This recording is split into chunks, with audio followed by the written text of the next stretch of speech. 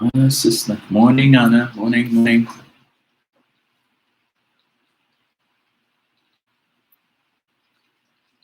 Keelan Jackson. Good morning, Keelan.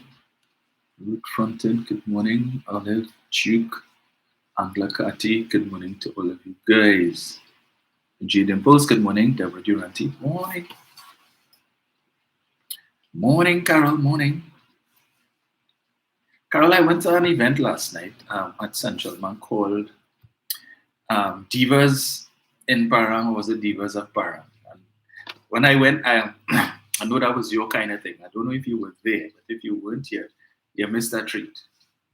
Yeah, so when I got there, I said, nah, this is definitely Carol's kind of thing. But I understand it's supposed to become an annual event, and they're supposed to have the real version soon. Um, so, so yeah, it was. They had 13. Um, I don't know if you call them paranderos, this what paranderos, whatever. 13 female. Oh, interview. Well, jazz. Well, all right. Well, all right. Well, enjoy it for both of us. I have the Marine this morning.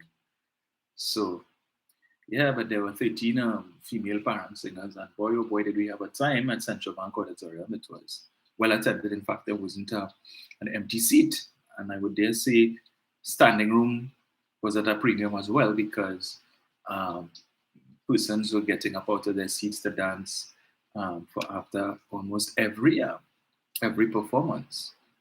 Albeit that the crowd was a little more mature, but it was notable because I think it sends a statement to the recalcitrant minority of true crime that the citizens aren't prepared to stay locked up in their homes after 6 o'clock and not go out. They want to take their lives back and want to enjoy some of the offerings that we have in terms of exposure of our cultural expressions. And so people came out last night in their numbers. There didn't seem to be any concern about their cars being broken into or anything like that. We stayed until the end. There was a performance by Baron, who serenaded the 13 female parent singers afterwards. And yeah, people left after and went to their cars and went home. When I left, I didn't even notice of any police presence um, in the vicinity. So that's what citizens need to do. We need to stand up and take back your country. I don't like that stand up thing, but anyway, let's talk about stand together and stuff. But let the recalcitrant minority of criminals know that we're not having that, right? We're not having that. And people will continue to enjoy their lives. Veronica Jack, good morning. Phyllis Antoine, good morning to you. Carol Buko, morning. Alison Samuel, morning, Alison. Um, Jennifer Ferron, morning to you. Deborah Duranti, Rena Jennings, good morning. David Clark, Val, morning. Donna Walcott. Sindom, good morning to you. Folks on Facebook, you all hearing me well, right? Angela Marcel Fagaro, good morning, Angela. Jenny Joseph.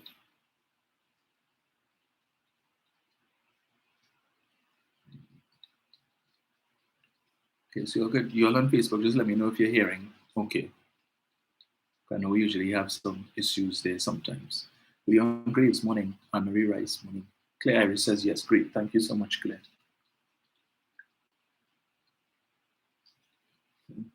So just wait a little bit for some more folks to come in and then we will get into the thing.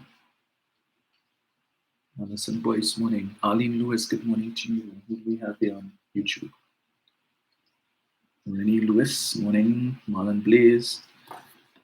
Morning, Angie. I didn't see Angie pop up yet, and good morning to His Excellency Nigel Connor, President of Pleasantville, and also to Mauricia and seeing the sketches and the paintings coming up. Jennifer Joseph, morning. Dexter tweets, morning to you. Pauline Buckmeyer, morning. No issues, that's wonderful. Val is asking, when are we going to deal with the human trafficking issue? Soon, Val. I saw an article this morning where the U.S. government would have retained the services of a human trafficking expert to assist the Ministry of National Security with respect to treating with this whole issue of human trafficking and getting us to be, to satisfy the requirements to come out the tier 2 listing, which Mr. Spasadi loves to boast about. So that is good news that the US is actually paying for someone to assist. So it seems that the relationship between Ambassador Candace Bond, the government of Trinidad and Tobago, and the Ministry of National Security is bearing fruit. And this ambassador seems to be very hands-on in terms of what she brings to the table. And it's not just about cutting ribbons and giving speeches, nice speeches at events, but she's actually heavily involved in bringing resources to Trinidad and Tobago, whether it be in the crime fight, whether it be from an economic standpoint. The recent purchase of the country club, where they are going to construct their new embassy, U.S. embassy, at a cost of some $400 million US. There's nothing to sneeze at. There's about 2.8 billion TT dollars, a significant portion of which will be coming into the economy of Trinidad and Tobago, whether it's through the purchase of materials, whether it's through hiring persons to work on the project, and so on. I think that development hasn't really received the level of exposure that it ought to, but perhaps when construction starts, maybe, the opposition hasn't really spoken about it, and I'm not surprised that they haven't. But that's part of the course. But anyway, it is now 11:07, so let us get into it. And the title of today's program is, of course, Gunsmoke, starring Gary Griffith as Marshall Dillon. But I have a couple things I wanted to touch on before I get to Marshall Gary and Miss Kitty, or should I say Miss Sushila, down at the Long Branch. Yeah, we're still looking for Festus and I think we have Festus and Chester. Yeah, Duppy and Annie brother. Let's start with them. Duppy and Annie brother, Mr. Charles, and oh gosh, what is the other guy in the Emperor Cooper in Rudy in Darsing, right? Rodney Charles, Duppy and Annie brother. So the two of them decided last week in the Parliament to put question to the Minister of Finance with respect to the status of scanners on the port. Not surprised. You see, but like the head hard, especially Duppy, because Duppy, like, you don't understand, you don't try to pull a aha moment on Keith Rowley or Coleman Booth, because when you do that, you're going to get burnt. How many times Duppy had to get burned for him to learn that you don't do that?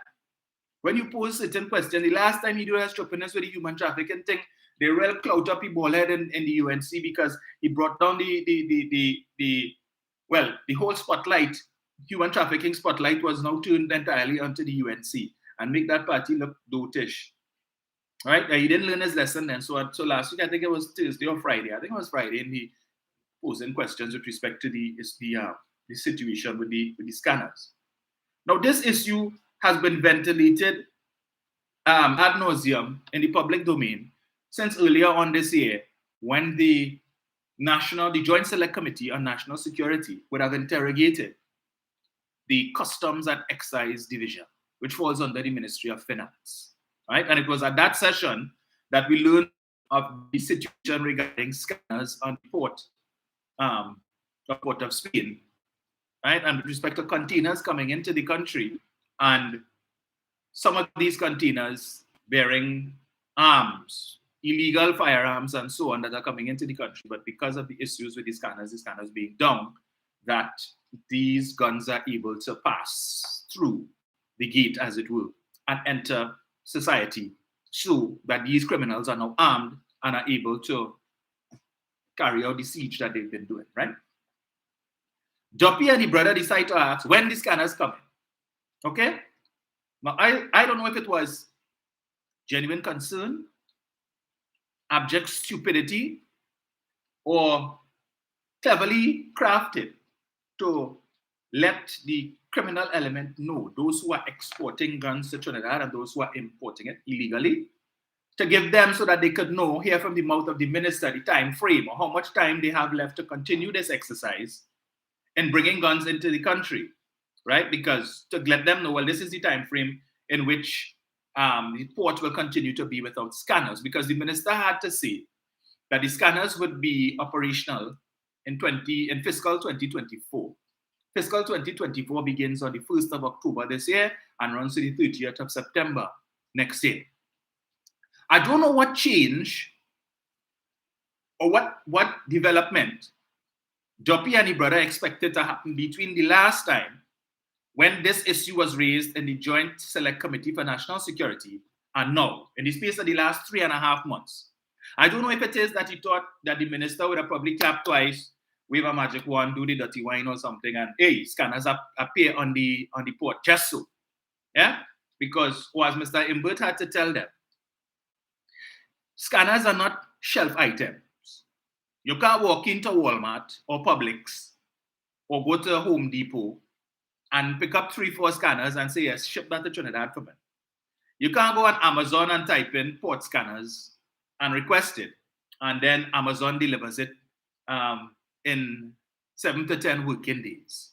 It don't work so, right? There is a process where the scanners, you have to go through the whole Central Tenders Board. You have to get the specifications, and once it is that a vendor is selected, they will then be engaged, you sign a contract and so on, and then they begin the process of putting together the scanner for your particular circumstance, and then set it up, contract with respect to maintenance and so on. But they asked the question, and the minister, of course, was forced to give a timeline. So now the criminals, those who are importing the illegal guns, those who are exporting it from the US, know, well, hey, we still have a window of about maybe 9 to 12 months in which we could take the chance to send the guns to Trinidad through the legal ports of entry, and they would go unnoticed. Yeah? So they have a time frame so they could work out their schedule now. Thanks for Duppy and his brother. Yeah? Thanks for Duppy and his brother. The criminals now know they have a time frame of about 9 months to a year in which to do that. Janti Lakshmidia, on the 11th of April on her Facebook page, right? Easter weekend, never she put, working scanners at the ports, a functional and expansive CCTV network and mobile scanners to detect concealed weapons in vehicles could have made a difference this weekend. Right? That's Jayanti Lakshmidia. The same Jayanti Lakshmidia who sits on the Joint Select Committee for National Security. The same Jayanti Lakshmidia who was present at that meeting of the Joint Select Committee on National Security that interrogated the Customs Division, where they would have heard directly from the Comptroller of Customs that since 2021, we are now in 2023, since 2021, the Ministry of Finance, the Minister of Finance allocated to Customs and Excise $90 million to purchase scanners since 2021. According to the Comptroller of Customs in that same meeting, the average cost of a scanner is just over $2 million TT dollars. So if they get $90 million, it means they received enough money to purchase between 42 to 45 scanners. They're only looking for 4. Right? Based on capacity at the port, they're only looking for 4, where they get money enough to purchase 42 to 45 scanners. And that was said in the same Joint Select Committee of which Jayanti Lakshmidia was a part. Apparently, I don't know if Jayanti fell asleep when the Comptroller of Customs made that point. I don't know. Or she missed that somehow. She was probably daydreaming about she partner according to UNC cover. Let me not go there because, yeah, I have court closed, but I ain't want to spend my money in court. All right? So I don't know if it is she was daydreaming about a certain other member of the committee that she missed that part. That since 2021, Customs and Excise were allocated $19 million to purchase scanners. And the Comptroller of Customs indicated that they would have engaged the Central Tenders Board to put out the RFP for that exercise, the acquisition of the scanners, and they are waiting on the Central Tenders Board to do what they have to do to be able to carry on the process. So the ministry and the Minister of Finance did what they were supposed to do. Allocate money in the budget to purchase and maintain the scanners. Customs and Excise have their work to do.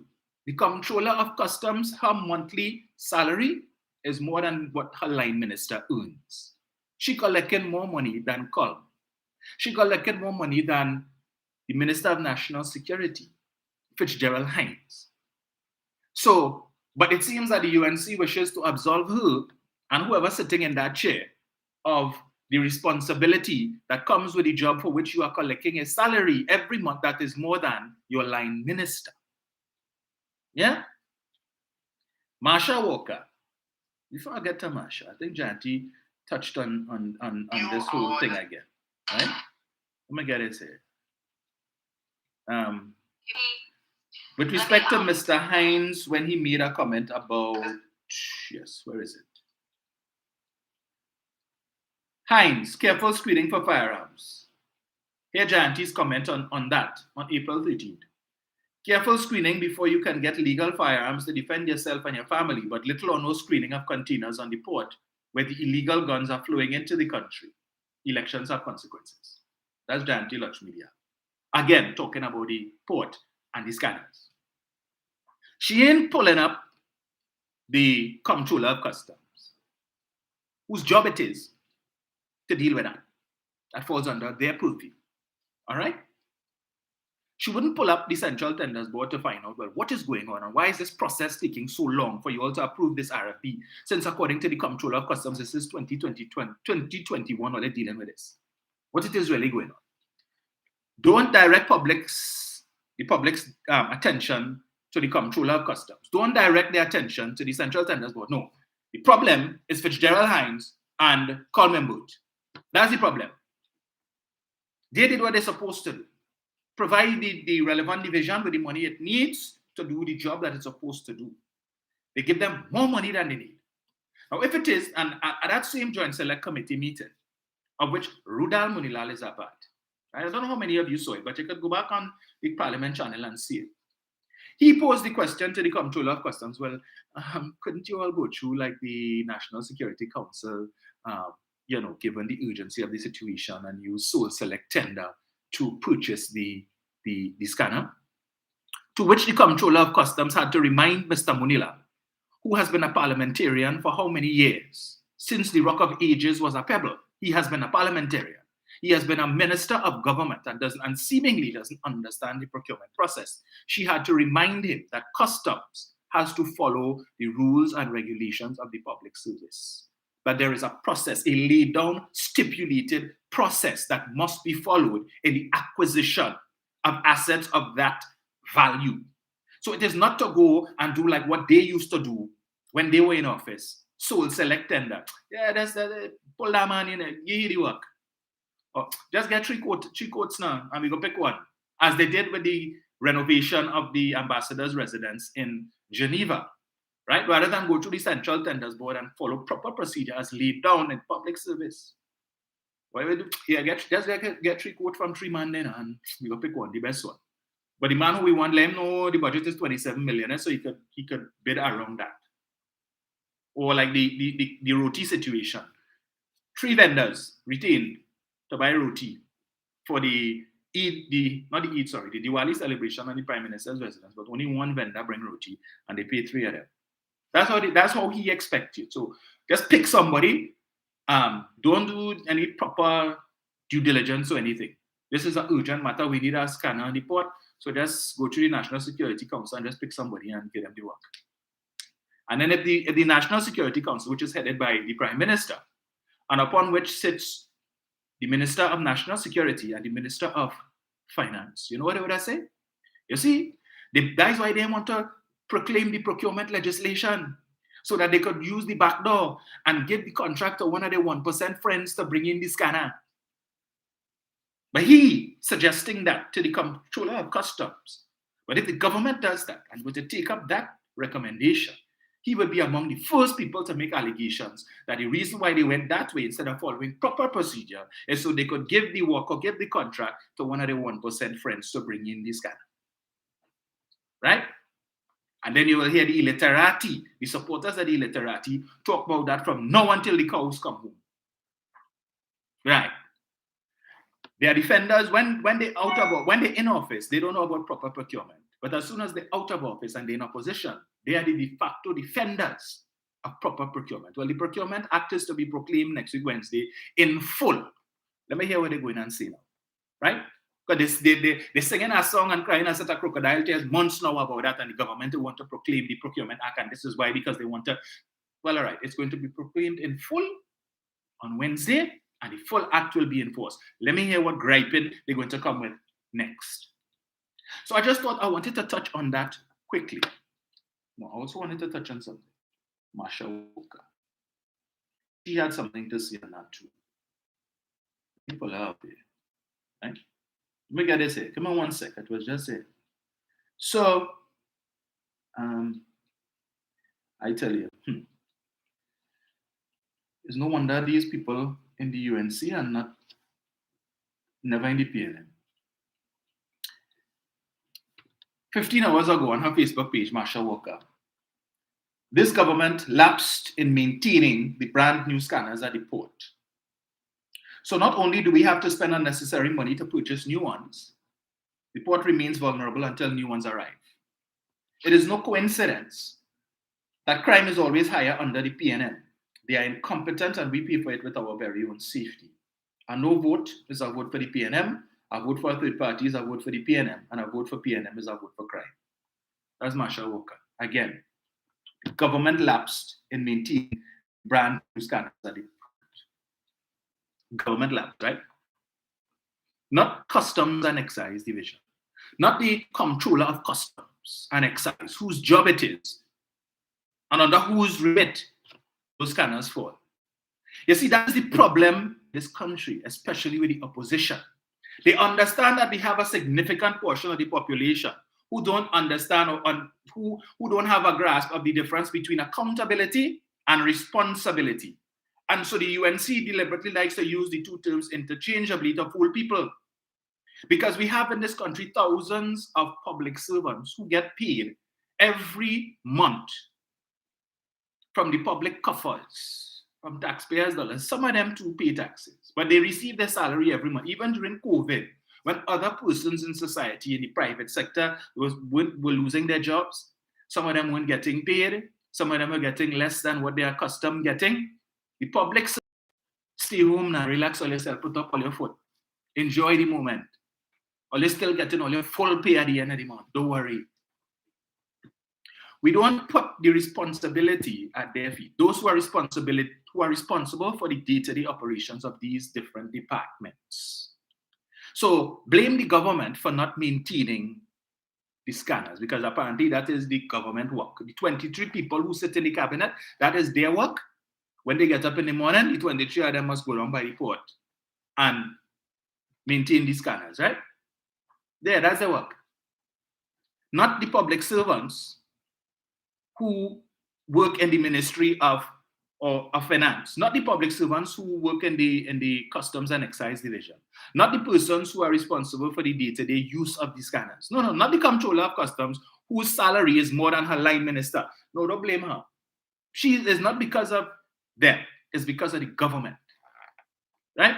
So the government, the Prime Minister, when he wake up every morning, he must pick up the phone and call the Comptroller of Customs. Will you maintain this scanner today? I just check in. All right, I'll call you back tomorrow morning with the same question. You remember to maintain this scanner today? All right, I will call you back tomorrow with the same question. And he must do that every morning. Or the Minister of Finance, when the Prime Minister of the country and coming with acting as Prime Minister, I saw here the Prime Minister left a memo to call you every morning to ensure that the scanners are maintained, right? Because that is my work, and that's the Prime Minister work. I don't know exactly what it is that you do on a daily basis to draw the pay that you're drawing, which is more than mine, and I'm your boss, but that's okay, right? I just reminding you, and I'll send you a memo with the other duties so that you will know what your job is. So don't blame them. Don't blame them. When you go to a government office to do something, to get something done, and you reach there at 7:45 because they're supposed to open at 8 o'clock, and you sit down waiting, and 8:30 you still sit down waiting, and you're seeing public servants strolling in with their cup of coffee in their hand, the Starbucks coffee and bagel, or you see them strolling in with their rituals coffee, their rituals chiller, and their donut, or with their sada and Coke in hand to go and have breakfast, and you sit down there waiting for them to start to work, right? The same public servants, public officers, some of them who you're supposed to reach to work for if it's 8 o'clock. 9:30, you're now stooling in. You're supposed to go to lunch for 1 hour, you're taking 2 hours lunch, and when you're supposed to leave at 4 o'clock, you're leaving 2:30. And you could do that because your supervisor or your manager gone since 1 o'clock. Right? But that is the government fault. For the persons who are tasked with the responsibility to manage these things and maintain, not doing their work. But blame the government. You see, accountability versus responsibility. The public servants have the responsibility to do these things, to carry out these functions. But when they don't do it, the population will hold the government accountable for the lack of outcomes. The population and the electorate will hold the government accountable at the polls on election day for the lack of outcomes while they were in office. And I blame all politicians for this. You know why? Because they continue to leave the population in ignorance as to the role, function, and remit of the government, the cabinet, and ministers. And in the absence of a clear definition of the roles and functions and remit of ministers in particular, you leave it open to interpretation by the wider public because they will then assess and come up with their own understanding of what a minister can and cannot do. The powers you think I have and powers you think I don't have. So they are waiting onto the minister powers that he may not have or she may not have. Right? Are we doing that? Because the politicians will not educate the population on what a minister can and cannot do. And if it is that the minister decides to do something that the population expects of him to do, the opposition will jump up and say that they're interfering in the private, they're interfering in the running of independent institutions. Interference, yes? But Marsha know about maintenance, and this government failed to maintain the scanners, and because of their failure to maintain the scanners is why we have the situation that we need to buy new scanners. But she didn't know about maintenance between 2010 to 2015 with the ferry, which is why this government had to come in and buy new ferries, Marsha. Which is why when this administration came in 2015, Marsha, you had one ferry in ICU and the next one in HDU. And we couldn't save the one that was in ICU, Marsha. You know why? Because the party that you support in leading the People's Partnership failed to send the vessels for dry dock and service and maintenance when they were supposed to, and kept extending and deferring the dry docking until it got to the point where there were no more deferrals to be had, no more extensions to be had. And unfortunately, that situation came to a head when this administration came into office shortly after September 2015. And they had to treat with the situation of two ferries that were in dire need of help. And at that time, again, like the scanners, ferries are not shelf items. You can't walk in a boat store and say, give me 2 ferry there. Send 2 ferry for me. You can't do like Kamla and walk down the road and go in a store, go to the US and say, oh, I like that one, but yeah, that's nice. That will look good in Scarborough. Send 2 for me now. Yeah, my minister, don't worry, he will organize. He will write that check. Just let him know the cost and he will organize. Or look my credit card. Just swipe it and don't worry. When I reach back to Trinidad, Padarat will write a check for me and deposit it back on my credit card to pay for it. That's how we do. That's how we do. Yeah? Pandy, that's how it works. Accountability versus responsibility. But this is the nonsense of Marsha Lorraine Walker. There's one more thing she put. Let me see if I get it here. Right? Where is it? I tell you, stupidity knows no limits with these people. 3 days ago, article. What's the article by? US points to killer cops. Eva Marsha says, people defending the shooting of Josiah Solane as though the US Department making these things up. Hines needs to ensure the TTPS wears their body cameras. Rowley needs to equip the various agencies to ensure proper justice is served. We cannot walk around shooting young men just because they live in hotspots and then ask them for their cooperation in fighting crime. Really, Marsha? But your political leader is saying that once she comes back into power as prime minister, everybody could get. Once you're a law-abiding citizen, just apply. I'm going to amend the laws to make it easy. So the robust and rigorous process that we have to go through now, vetting process to make sure that this person is deserving of a gun, you will not go through that. Like in the US, where different states now are relaxing the requirements to get gun. So you're no longer, in some states, you don't even need to do a background check. You just walk in a store, yeah, I like that one, they give it, how much for it? Yeah, right, man, you take it and go your way. Yes, and mostly in Republican-controlled states, where they are very gung-ho with respect to the maintenance and the preservation of the Second Amendment rights. You just walk in a store and buy a gun. That is why every other day or every week is a mass shooting in the US. Because anybody could go and buy a gun. Whether you're mentally stable or not, you could just go and buy a gun. And now, Miss Kitty and Marshall Dillon or Marshall Griffith, right? Sit down wrong a table down at the Long Branch, drinking some sarsaparilla, and come up with the bright idea. Well, we just give everybody gun now, Well, what? Don't stop there. We should all import horses too now, and gun belt. Let's go back to those days, right? So instead of driving cars, let's just saddle up the pony and jump on it and we walk in. Yeah. Tie him, when you reach wherever you tie him up outside and you walk inside with your gun belt. Let's go back to those days. Might as well, yeah? A man, you and a man sit down in the barney and he watches sideways or you find he watching your woman too hard, or let's step outside. Let me settle this outside. Yeah? On the count of 3. Or when we put a big clock, right? And that clock's all, we could use the one for, if you want to have a shootout, you could go in Woodford Square. And we could use the clock by Trinity. And when it strike 12, right, we see who's the fastest gun.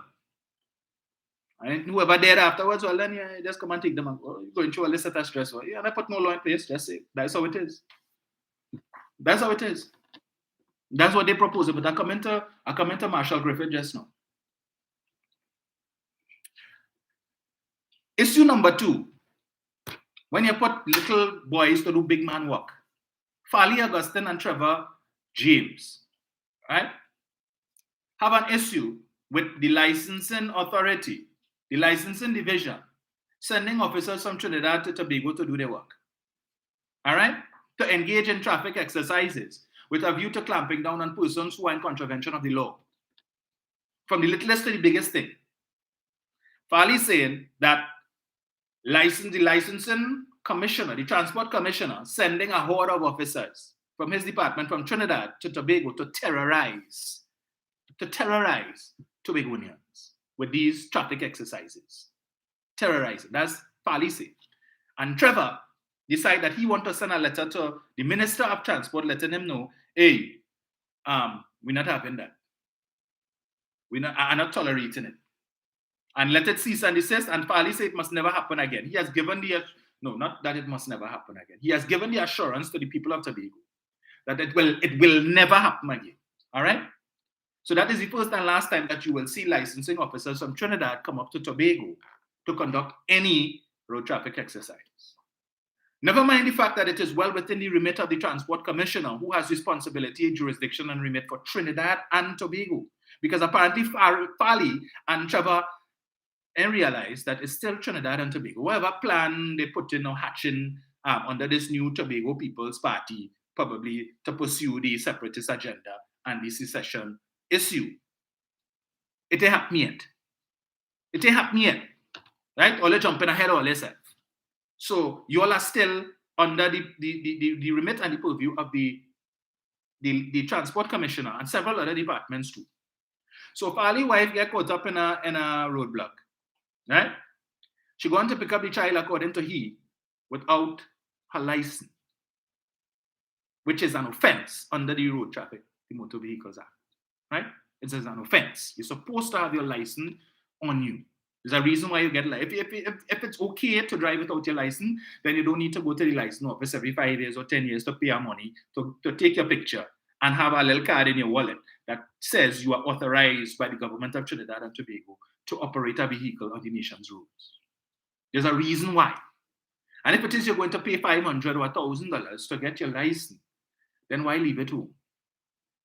Why leave it home? I just go and pick up the baby. I just jump in the car and I'm gone, right? If they stop me, I say, okay, I am the wife of the chief sec. What are you going to do? You're supposed to know who you are. Right? You're supposed to know who you are. And therefore, hey, Mrs. Augustine, is you? All right, proceed. Now, if it had been a minister of government, a member of the PNM had done that, what Farley did, we wouldn't hear the end of it. It would, the UNC would have talked about it this morning on the waste of time press conference. As a matter of fact, they might have called a press conference the same day to address the issue. We would have, all of them would have a million things to say about it on Facebook. Kamla would have sent out a press release. The Douglaya would have done a doubles and coffee to talk about it. Not one of them have commented on this development with Farley and his wife and that road traffic exercise. None of them. And here it is that the chief secretary, rather than pick up the phone and call the minister or call the transport commissioner and have a conversation in private about what went on and so on, and how can we collaborate for any future exercise of this manner, you decide to go in public and talk about it and declare that the transport commissioner and the transport division in Trinidad sending hordes of licensing officers to Tobago to terrorize Tobago people. And you have people, men and women of letters, the likes of, now I didn't hear him, but I was listening to the morning program on Louis Leesing's television station, a program called Talking Point. And one of the hosts was saying that Martin George is also siding with Chief Secretary Farley Augustine on this issue, that it was a targeted exercise to terrorize Tobago people. I don't know if he did say that, but that is what was said on that program. And I know that I think he has been a guest on that program before, so if he has any issues with the representations, he can take it up with them. But I'm just making that point, right? Yes, and I'm seeing Kathy and Townsend saying here that Dale and Tony would have talked. Of course, they would have talked about it whole week too. Yeah? That the government, at a time when the country is under siege, that the government and the operatives and so on are engaging in lawlessness. That's what they would have said. But everybody's silent on it, and who's supporting Farley. I'm trying to get Trevor. Let me see if I get Trevor letter here. Let me get it here. Right? Not surprised Martin George, the Jockey Shorts Award man. Once again, he has shown himself to be truly deserving of the Jockey Shorts Award. So you could just go and open the press drawer and just pull out one of his tighty whities that he held up on national TV in that interview that he did with Fazil Mohammed, and just say, I award myself the Jockey Shorts Award for yet another time. Right. Let me see if I get this here. Right. Now, my issue with this whole development, apart from the fact that the obvious that Mrs. Augustine, however they pronounce it, I ain't the godfather and I wasn't invited to the baptism, that she felt it's okay to go and pick up the baby without your license. I'm just going down the road. Now, as an aside, it's a little baby. I don't know if it is she's going to pick up the child from daycare, but I don't understand why you have such a young baby in daycare so early. But whatever is the circumstance, because I mean, it's not like they had up, and I'm sure they could hire somebody to. But anyway, that's not my business. Whatever is the arrangement, so be it. I just find it a little disturbing. But anyway, she went to pick up the baby, didn't go with her license, get caught up in a road traffic exercise. She was asked for her driver's license. I think they said she didn't identify who she was. Then eventually, special branch pull up. I don't know if she make a call or whatever it is. Special branch came with the license, and they claimed that the license officer didn't want to allow them to give her the license, as the case may be. Then they end up calling Farley. He come, and whatever happened after that. But he took issue with the fact that, because I wonder, and I asked the question, if Mrs. Augustine had not been involved, would he have made an issue about it? Because he's saying that, they got the division, that the THA executive has gotten calls from several people in Tobago complaining. Yeah, but you get calls every day from people in Tobago complaining about a lot of things, and you all don't answer your phone. I don't understand. You all don't make an issue about it. People ain't getting paid for months. They sending you all WhatsApp messages. They call in to tell you that they pay late again for yet another month, and you all don't come and do a press conference to complain, to address the issue. So I don't understand why now all of a sudden, because you claim people calling to complain about the license, the horde of licensing officers that come from Trinidad, that you're suddenly concerned and you need to address it, right? Meanwhile, back at the ranch, and they go and push the card in the ATM, salt, for yet another fortnight or another month, but that's something to treat with on another day. Dear Minister, it has come to my attention from members of the Tobago public that there has been a significant influx and presence of licensing officers from Trinidad on the roadways of Tobago. This has been reported and confirmed to me by officers of the Division of Infrastructure, Quarries and Urban Development. Right? THA, of which I am secretary and of which transport and licensing operations have been assigned as part of that portfolio. The influx and operations of these Trinidad-based licensing motor vehicle transport officers, from all reports, has been occasioning a disturbing level of administrative and social unease, more specifically from the stakeholders of the transport and licensing administrative framework here in Tobago, as well as from members of the motoring public. And the unease has been to such an extent that there has been a chorus of calls from the Executive Council, or rather for the Executive Council of the THA to intervene in the matter. Minister, you will no doubt appreciate that as Secretary of the Division, or that as Secretary of the Division with responsibility for transport and licensing, I am duty-bound to fulfill the responsibilities under the division to which I have been assigned under the law. Oh, you know about the law and how the law operates. Section 37 of the THA Act commands and empowers me to exercise general direction and control over that division, notwithstanding. Nothing in this act shall affect mutual consultation between a minister and a secretary and pursuant rather. I attempted to contact your good self on 3 occasions by telephone call and once by WhatsApp message to discuss this very urgent matter, but no response. Minister, good counsel informs my position that in the exercise of your office, you are by duty as well as by oath bound to acknowledge, uphold, and act in accordance with the Constitution and the law of Trinidad and Tobago. And the aforestated law is a part of the corpus alright. Okay. Yeah, plenty set of legalese here, half of which you understand because I'm certain he didn't write this. But anyway, the presence of your officers here in Tobago, without collaboration or even the common courtesy of informing my division, comes not only as an affront to your duty to the law that empowers my executive and administrative authority and requires of me and duty and responsibility, but also an affront to the THA.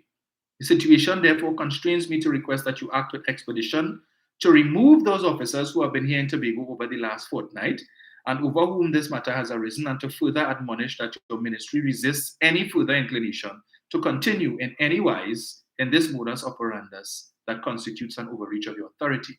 Minister, I view the matter to be one of urgent administrative and social importance, and in the circumstances, I'm hereby inviting you to an urgent discussion for the development of the necessary protocols and systems to better prosecute transport and licensing services between Trinidad and Tobago. Right? This is Mr. Trevor James, who is the Secretary for Infrastructure, Quarries and Urban Development. And Farley they saw it fit to put licensing under him. Here's my issue with that. Farley has already made it clear that this will never happen again. Not that it should, it will not. So he has already laid down the law. As far as I am Chief Secretary, and I intend to be Chief Secretary for at least another 19 years, this is never going to happen. He goes further to talk about the exercise of discretion, that the licensing officers could have exercised discretion with some of the infractions as the law allows them so to do. So we decided, all right, yeah, okay, you don't have your license, proceed. Next one, you don't have your license, proceed. After about 10, nah, it's ridiculous now. You don't have your license, ticket for you. So the 2 drivers, the one who got away and the one who got a ticket know each other. But you believe them bastard and them just give me a ticket for $1,000. You get a ticket, but they let me go. Wait, how you get away? Well, me, they just tell me, make sure next time I drive with my license and so on. But you get a ticket, bacchanal, right? You're going to call your lawyer. Because one man got away and he willing to testify that they didn't give him a ticket, but they gave you one. So it's profiling. All kind of things. It's not outside of the realm of possibility for them to come up with all kind of excuses. And especially if the 2 persons have different races profiling. Oh, so you get away because you have this race, but that's why they give me. All kind of things. All kind of machinations. But Farley's advocating exercise discretion. Your wife don't have her license on her. Suppose she had gotten into an accident now, right? Unless it was a serious accident resulting in significant facial injuries. And they can't identify who she is. She ended up in the hospital. But we don't know who she is because she had her handbag wasn't with her purse not with her, and there was no ID in the vehicle, so we have no clue who she is. There's a reason why you are required to drive with your license. It's not just about It's not just about the law.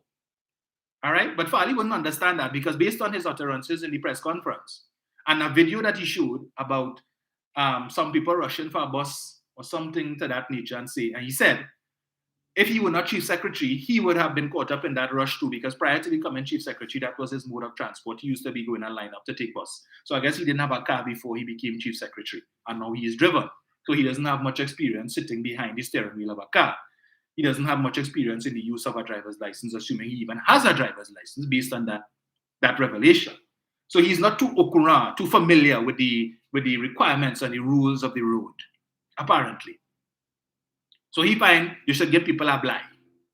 It is an inconvenience to the motoring public, especially when you're conducting these exercises on our slim or on our narrow roads, as he says. You have a whole backup of traffic and you're inconveniencing people. All right? And you're terrorizing Tobagonians. And you bring a whole horde of officers from Trinidad. Well, again, when you put a little boy to do a big man work, because he's complaining that there is office space that was allocated to licensing division in Roxborough that since 2016 has been unoccupied by the licensing division for whom it is intended. And he intends to use this space because he finds it untenable that space has been there outfitted for the licensing division and it is not being used. Well, if he had taken the time to listen to the press conference that was held by the by the Transport Commissioner and the Minister of Works and Transport, he would have heard the licensing officer say that the complement of licensing officers in Trinidad and Tobago is about 3 or 4. They have about 3 or 4 licensing officers in Tobago, and at least 2 of whom are Trinidadians who were sent up to Tobago and have been stationed in Tobago 2 years now. So I don't know, apparently Tobagonians not inclined towards that work. Apparently Tobagonians don't want to be transport licensing officers for whatever reason. Hence the reason the transport division, the Commissioner of Transport had to send licensing officers from Trinidad up to Tobago because they don't have the complement of officers in Tobago to do the work. And that it was a joint effort between the police and the licensing division.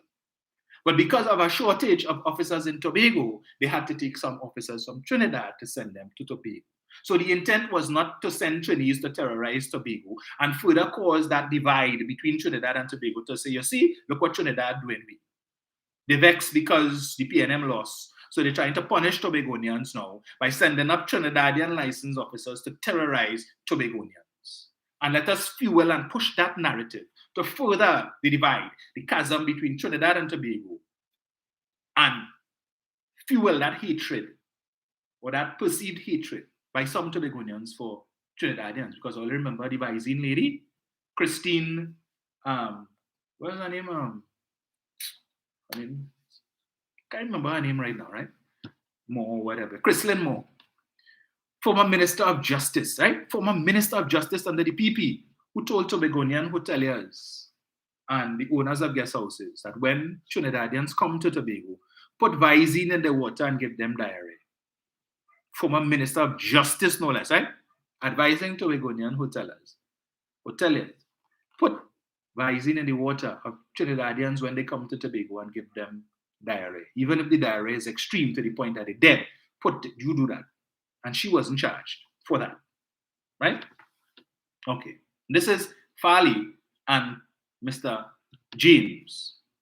Now, if it is the licensing department, if it is the Commissioner of Transport and the Minister were to acquiesce to this demand by Trevor James and Farley to cease and desist from conducting these road exercises in Tobago, to cease and desist from having licensing officers from Trinidad come up to Tobago to support and supplement the strength of that division in Tobago, on the basis that it is viewed by Tobagonians that they are being terrorized. The minute you do that, you set precedent. It means that anytime the licensing division is to conduct any similar exercise in Trinidad, that we in Trinidad could make the same claim to say we are being terrorized and demand that the minister and the transport commissioner cease and desist all such exercises. Because precedent was set in Tobago. You all concurred, you agreed that what took place in Tobago was terrorizing the citizens of Tobago. And if you're conducting the same exercises in Trinidad, it must also be viewed as terrorizing the citizens of Trinidad. Over the long Easter weekend, just go on there. Over $2 million in tickets were issued in Trinidad. Traffic tickets. 2 million. Yeah, anybody come out and say that the license officers and the police was terrorizing the citizens? What was Farley's view on that? Does he consider that to be terrorism, or he just figure, well, that Trinidad business, I couldn't care less? Yeah, that Trinidad, I couldn't care less. Because the same thing happening in Trinidad. Now they've moved to Tobago where they have jurisdiction and can do it. So if it is that you're characterizing the same exercise in Tobago as an act of terrorism on the residents of the island, the citizens citizens of Trinidad and Tobago who live in Tobago, well, then the same thing has to apply in Trinidad too. So Farley wants to set precedent so that these exercises could cease and desist in Trinidad as well, because he says it's not going to happen again. It's not going to happen again in Tobago. All right. And we don't see the importance of these roadblocks. So it appears that the Chief Secretary for Tobago House of Assembly and the Secretary for Infrastructure intends to turn Tobago into a lawless society. Is that it? Is that what we can expect as you all continue to push your separatist agenda, your secession agenda? That we could see a lawless society is what's going to happen in Tobago, because you want to get people like, yeah, just a little thing, man, or they could use all their discretion. So the man insurance expire and he don't have the money to renew it. Give him a blind now. Give him a blind. All right, proceed, sir. Where's the excuse? Well, I know it expires, but it's just that I ain't had the money right now to renew it. So I'm working on that. I'm trying to see, I'm expecting some money by the end of the week when I get paid at the boss. All right, no problem. Well, all right, proceed. But make sure you deal with that by the end of the week. 20 minutes after he get the blind, he end up in an accident. Run into the back of somebody's car. Right? We can't go in the police station because you have no insurance. Your insurance expire. So we had to try and settle this thing outside. You ain't have money to renew your insurance. So where the hell you getting money to fix my car? Right? So we have that problem. Because you just get applied. If the license officer or the police officer had done their work and you didn't have the insurance and tell you, well, you need to park up this car here and you need to get somebody to get a record to carry this car back home or park it up until you could get insurance, that accident wouldn't happen. But Farley said, get him a blind. Use your discretion. Understand the man's situation and allow him to go. Accident happened. He in the wrong. Damage people's property.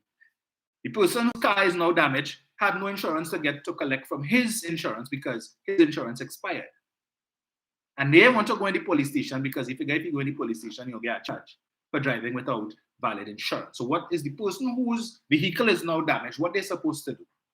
What they're supposed to do, you have no recourse. Because why? The license officer who just stopped this individual, give him a blind. Because the chief secretary say, ease up the man now. Use your discretion now. Right? Very good. You're driving without your license.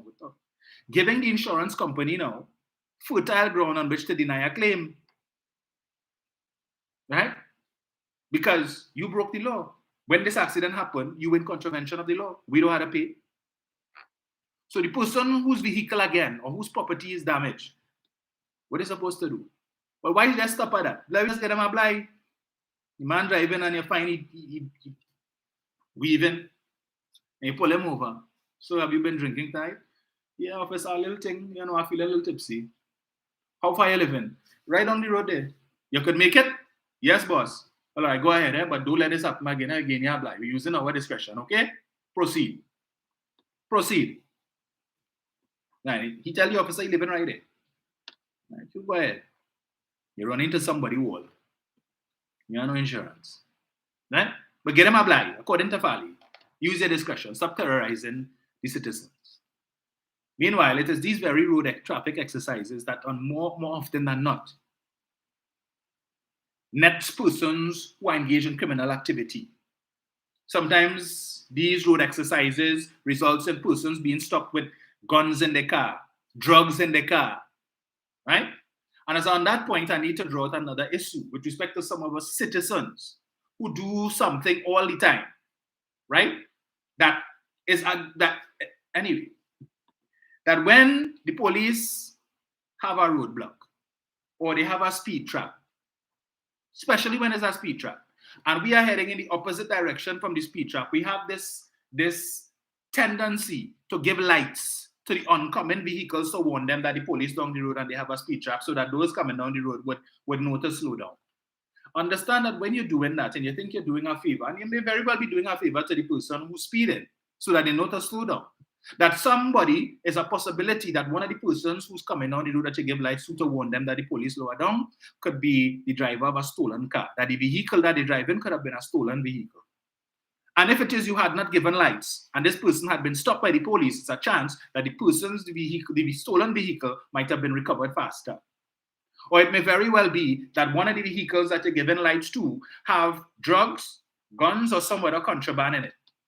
That the person driving the vehicle might be a wanted person, wanted for murder or some other crime.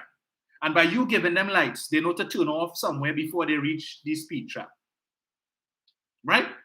Because it's not just about speeding alone. Sometimes the vehicle might look suspect and the police will pull them over. But you have given them warning signal. Hey, the police right down there, and they're running a speed trap, or they have doing a traffic exercise there. So know what to do. All right. So turn off so quick. You just turn off so or turn in somewhere, do something to get away. So when you think you're doing favors, sometimes you're really not doing a favor. Understand? Because you don't know who driving coming down the road and what is their status. But you just giving lights to warn people. All they have to do is to stay between the limit. It's 100 kilometers on the highway. It ain't that hard to stay within that limit. It's not that hard. And for those of you who like to drive 60 in the extreme right lane, in the overtake lane, stop it now. Please. The law says keep left except when overtaken. So you're supposed to go in that lane, overtake, and then try and proceed back into the left. But when some of you all driving in the extreme right lane, the overtake lane at 40 and 60, annoying the drivers behind you, and they have now tried to, and these drivers who trying to do the correct thing to overtake, now have to try and overtake in the wrong way, and this is how accidents are caused sometimes. And when it is that you have Sheriff Griffith or Marshal Griffith and Miss Kitty promising to give gun to everybody when they come into office, these things, these simple things, now these little road traffic issues could end up with fatalities. Because a man vexed because you driving at 40 and you prevented him from overtaking and he running late and he giving you light and blowing horn and you decide you're going to drop 10 kilometers. So you went from 40 to 30. And he vexed. And he, as soon as he gets the opportunity now to pass you, he pull out a gun and fire 2 shots in your backside. And he gone his way. Because he have gun now. You understand? So try and avoid that now, please. Maybe sometimes when I encounter these, I say some like they need to implement a new law that when you go to renew your license, you need to do over your regulations. Because some of you already need to do over your regulations. Eh? But I digress. Enough on Farley and Trevor. Just to say that when it is that big men like that, in positions of responsibility such as that, are advocating that you could give people a blight for breaking the law. And we want to minimize. So some crimes are greater than others. So because we perceive, yeah, that's just a small thing, man, I could let the man go. Yeah, there's sometimes when you could exercise your discretion. Nobody is saying no. But to advocate that it should be done to the point where you are saying that you want to dictate to the license. So Trevor is saying, the licensing division in Tobago falls under my remit as the secretary, and I will tell them what to do. So if I feel to pick up the phone and tell whoever is in charge of licensing in Tobago, do not conduct any road traffic exercises, it is within my purview and my remit to do so based on the THA Act. But if it is a minister if Rohan Sinanan pick up the phone because his daughter or his son get caught and didn't have a license, and he pick up the phone and call the transport commissioner and give instructions and tell him do X, Y, and Z and so, but be a horse of a different color. You understand? Yeah. A word to the wise is sufficient. But then we wonder why the country is as lawless as it is. In the words of Desmond Carty, all are we thief. All are we thief. The simple things that you do, that you think is minor infractions, yes. When you take things that is not your thiefing. Whether it is you pick up a pen on the job, is your co-worker one and you find is a nice pen and you take it, you're thieving. They say exchange is no robbery, so you have a $2 bic, but you want to take the people Schaefer pen that cost them $200, you're thief. There's no exchange, you thief it. Simple things like that. But thanks to Trevor and Farley. Tobagonians, fear not. We on all their side. the Tobago People's Party, the TPP. We are on their side, and we will ensure that you all could continue to engage in infractions of the law as it pertains to the traffic regulations. And you could do so without let or hindrance, or without being worried or concerned that the police or the licensing. Well, then what he should do too is to give those same instructions to the police. Call up the head of the Tobago division and tell them, hey, you see them traffic exercise all you caused the other day with the licensing officers from Trinidad, in which you caused unease, right, and inconvenience to the motoring public, cease and desist. Do that. I want Farley to do that, and I want Chaba to do that too. Tell the police, cease and desist. That when you all stop people for these infractions and get them the list, get them a blind, exercise your discretion and let them go. Before I get to Sheriff, one more thing to touch on. Philip Alexander. I'm not going to deal with him in great detail today because, as I said, he deserves a whole day by himself. But I saw a video this morning of a live that he did a couple days ago outside the Red House, talking about the crime situation in the country. And he did it outside the Red House to say that the Red House renovation cost $500 million and that it was not needed, and that the government should have taken that $500 million and given it to the police as a pay increase or a pay raise. And he said that while he has been critical of the police and the conduct of their duties with respect to the state of crime in the country, that officers have contacted him and tell him no breaks. The reason why the police is not operating at optimum levels, or at the levels that the public expects, is because of the 4%. That we disgruntled because the Trinidad and Tobago Police Social Welfare Division, the union, signed for the 4%. And because of that, the police are not prepared to go above and beyond the call of duty. They are not prepared to put their lives at risk to provide security for the citizens of this country. Why? Because they get 4%. And that 4% in most cases works out to about $300 per month. And that's not making sense. And as a result of that, they will give the bare minimum and nothing more. He said that. He said officers told him that. And my question is, therefore, if that is in fact so, then the head of the Trinidad and Tobago Police Social Welfare Union, wherever it is, association, needs to make a statement on that and let the citizens of this country know if it is that we need to engage in extra vigilance, because the officers that you represent have told somebody who has aspirations to become the prime minister of this country that because you settle for 4%, they are not going to give 100%. We need to know. You need to come and let us know that, right? As well, the commissioner of police needs to let the citizens know that when you pick up the phone to call because your home is being invaded or whatever, you are now the victim of a crime or a potential crime is in the works, and you call, understand that you are not likely to get a response because the police officers are disgruntled over the 4%, and therefore they will not show up. You need to let us know that. He said that. He has made a claim against the police service of Trinidad and Tobago, and a very serious claim at that. Now, I would want to ask Mr. Alexander if he could please ask the officers who he said told him that the 4% was signed for and accepted in 2023. In 2022, we had the highest murder rate in this country's history. What was the cause of that? What was the cause of that? They didn't take the 4% yet, but yet still we had the high. So clearly they were performing at their best level in 2022. So what was the excuse? The crime detection rate for the last 10, 15 years has been under 15%. Under 15%. Yet in 2015 or thereabouts, the police service and the rest of the public service would have gotten a 14% pay raise. In addition to that, police officers would have gotten a $1,000 special allowance, which I think they're still in receipt of. So they were well compensated. So what's the excuse? What is the excuse then for the abysmal detection rate that the citizens of this country have had to accept from the TTPS for the last 10 to 15 years? It's not 4%, because they get 14 and a $1,000 special allowance. So what's the excuse? Maybe you could ask them that question for us, right? Please. Because 4% is not enough for the police service.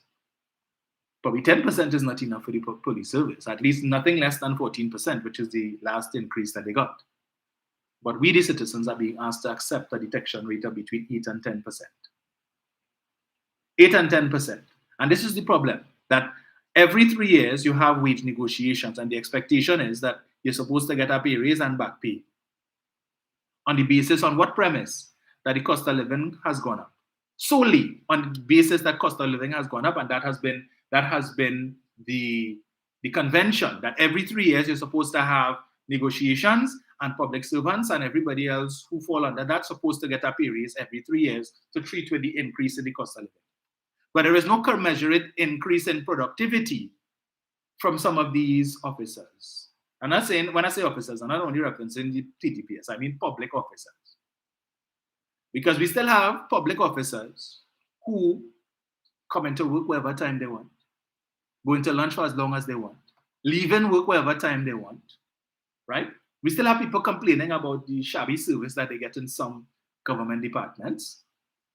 We still have people who complaining about they go to I think that might still be the case where I think in licensing office where all the cashiers will go to lunch at the same time and all this kind of to come back 1 o'clock and all kind of money. Has there been a commensurate increase in the productivity level of what we, the citizens, get for the pay increase that these officers get? Anybody can tell me that? I'm just asking the question.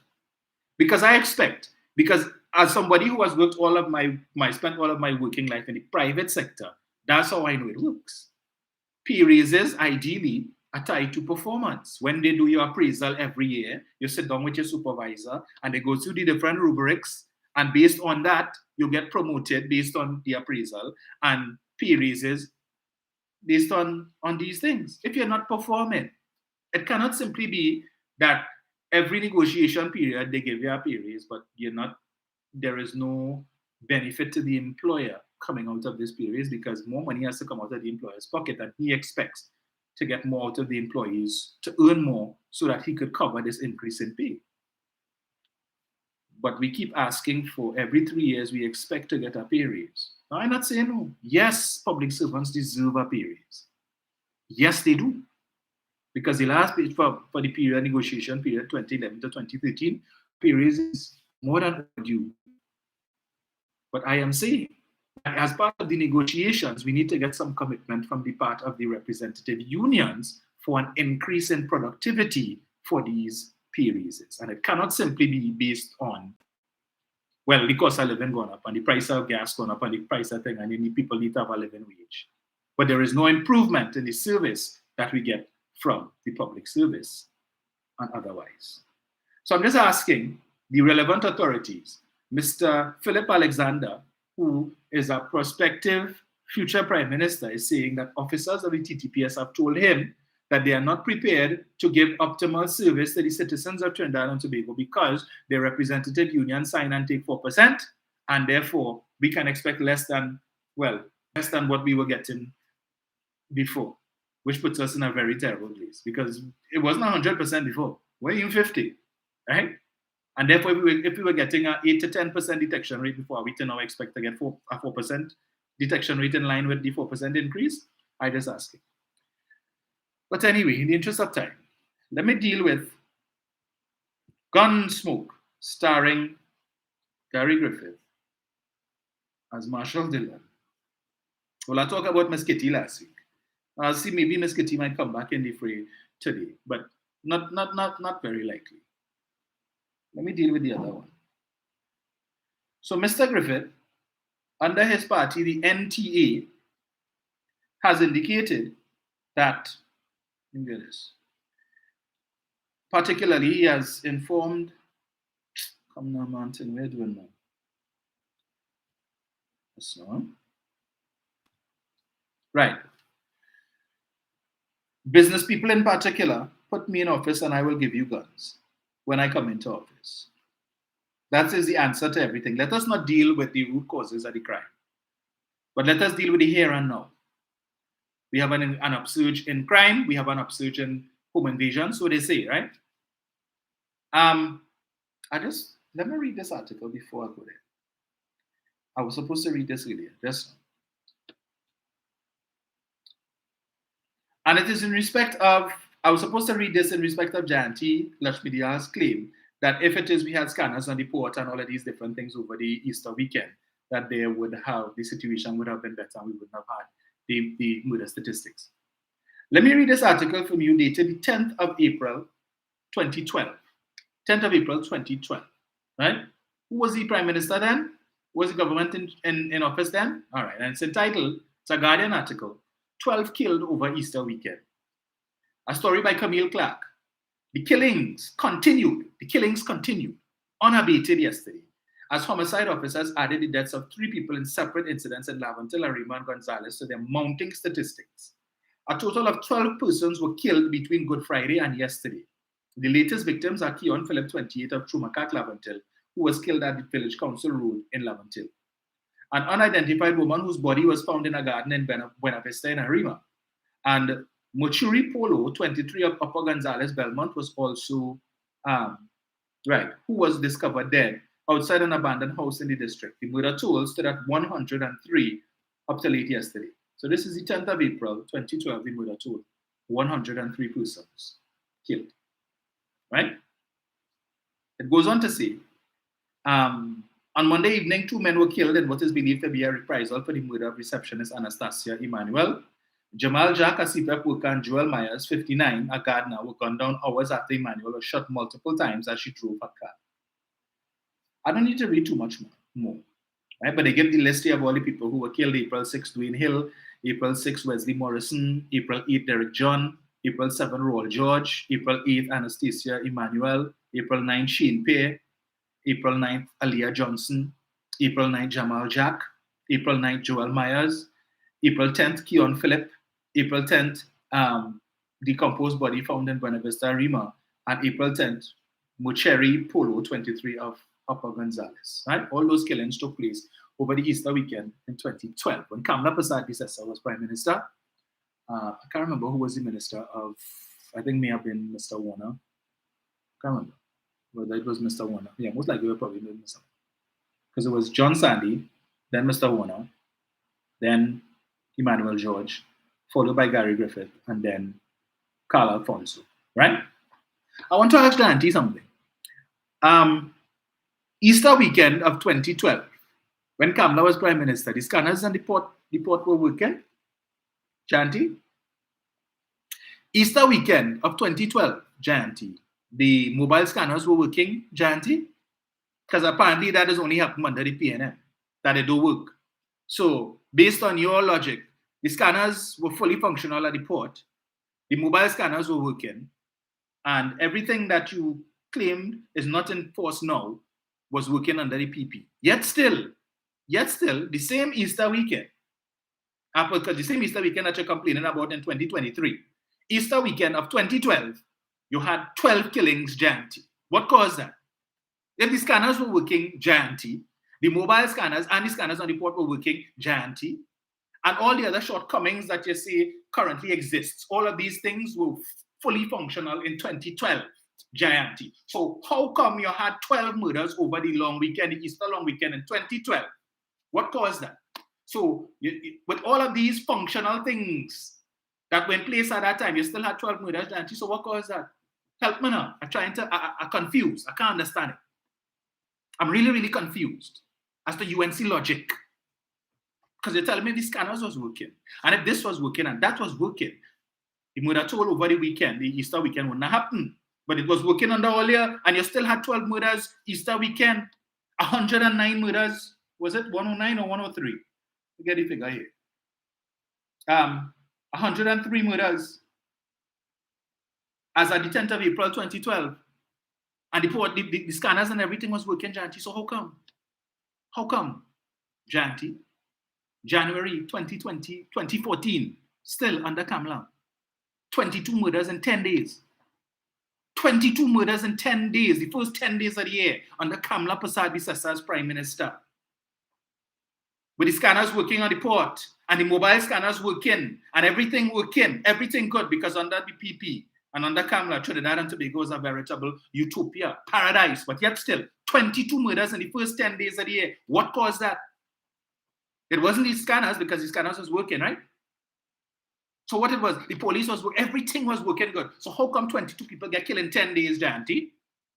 Explain that to me now, please. Or any member of the UNC, since it's only under the PNM, crime does go up. But yet still, with everything working, perfect under camera, 22 killed in 10 days. 2015, at that point in time, the highest number of murders in this country's history for January took place under Kamala Prasad. So over 50 murders. I just asking. The scanners was working on the port. The mobile scanners was working. The police had everything they need. They had gun, they had car, everything that they need. Perfect under Kamala Prasad Bisesa, but yet still, all them murders taking place. First month of the year. Help me now. To the UNC supporters who watching. Or they can give me the answer to that. Right? Because clearly it wasn't the scanners, it wasn't nothing like that. Right. I wonder if it's the contracts that you all were given to, your party was given to the criminals. I have an article there on that too, where Gary said that he intended, while he was Minister of National Security, he said that he was going to put an end to that. Where the Commissioner of Police at the time, Acting Commissioner Stephen Williams, was citing that of the 400 and some murders that took place that year, 105 of those murders took place along the East-West corridor in the Laventille area because the government of the day was giving contracts to criminals. And as a result of those contracts, 105 persons were killed just in that area alone. I didn't hear anybody tell Stephen Williams he lied. Yeah, but the PNM only giving them criminal and them contract. Yeah, all of them because there's PNM. And this talk about is because of poverty that causing crime. So apparently you don't have any poverty in the UNC constituencies. And everybody in UNC constituencies living nice, but all they complaining about all they eating grass and who's suffering and they can't afford this. No. Then every person who is poor in UNC 19 constituencies should be picking up gun and should be committing crimes too. Since all they want to say that. That if that is the cause of crime, well then yeah, it's because of poverty. But get them gun. Get them gun. That's the answer. Right. Let me get to the sheriff or the marshal. Right. Let me pull this up here. That's not the massacre. Where is it? Right. This one. Griffith to business community. I will give you guns. Article dated Friday the 14th of April 2023. Political leader of the National Transformation Alliance, Gary Griffith, said the only thing stopping people from getting their firearm users license were political interference and intimidation. In a statement on Thursday, Griffith said the police had been conducting rigorous and thorough checks before issuing provisional gun licenses, and politics was holding up the process. It was the men and women of the police, which means that they have already gone through a robust and thorough assessment, and as such, nothing but political interference and intimidation appears to be stopping the issuance of firearm users' licenses. Griffith said that while business owners called for guns and the average citizen lives in fear, politicians were protected with state resources. This is why I give the nation the assurance that after this, and I want you all to listen to this carefully, hear this part. This is why I want to give the nation the assurance that after this present government is democratically removed, the incoming government will continue to adhere to the law and legal firearms will be issued to suitably qualified citizens.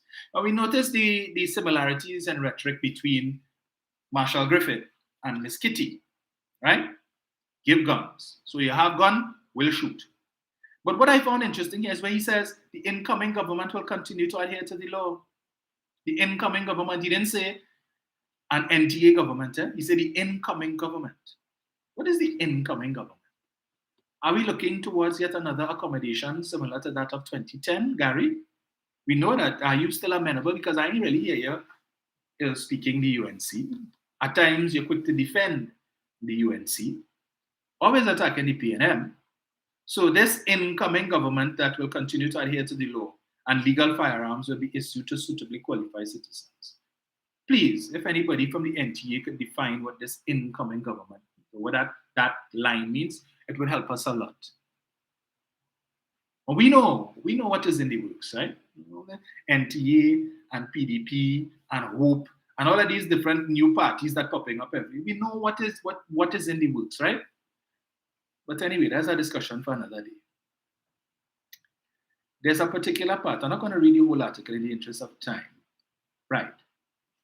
Griffith said, Ali, police report that shortly after speaking with a man. All right. The topic of FUL, reignited after the shooting death of businessman Richard Ali on Wednesday. On Good Friday, another businessman, Bingzang Zhu, was killed moments after closing his San Juan supermarket. Ali, 48, was killed during a carjacking after leaving his Caroni Savannah Road, Chaguanas home. Police report that shortly after speaking with a man and driving off, Ali was shot multiple times and ran out of the vehicle before collapsing.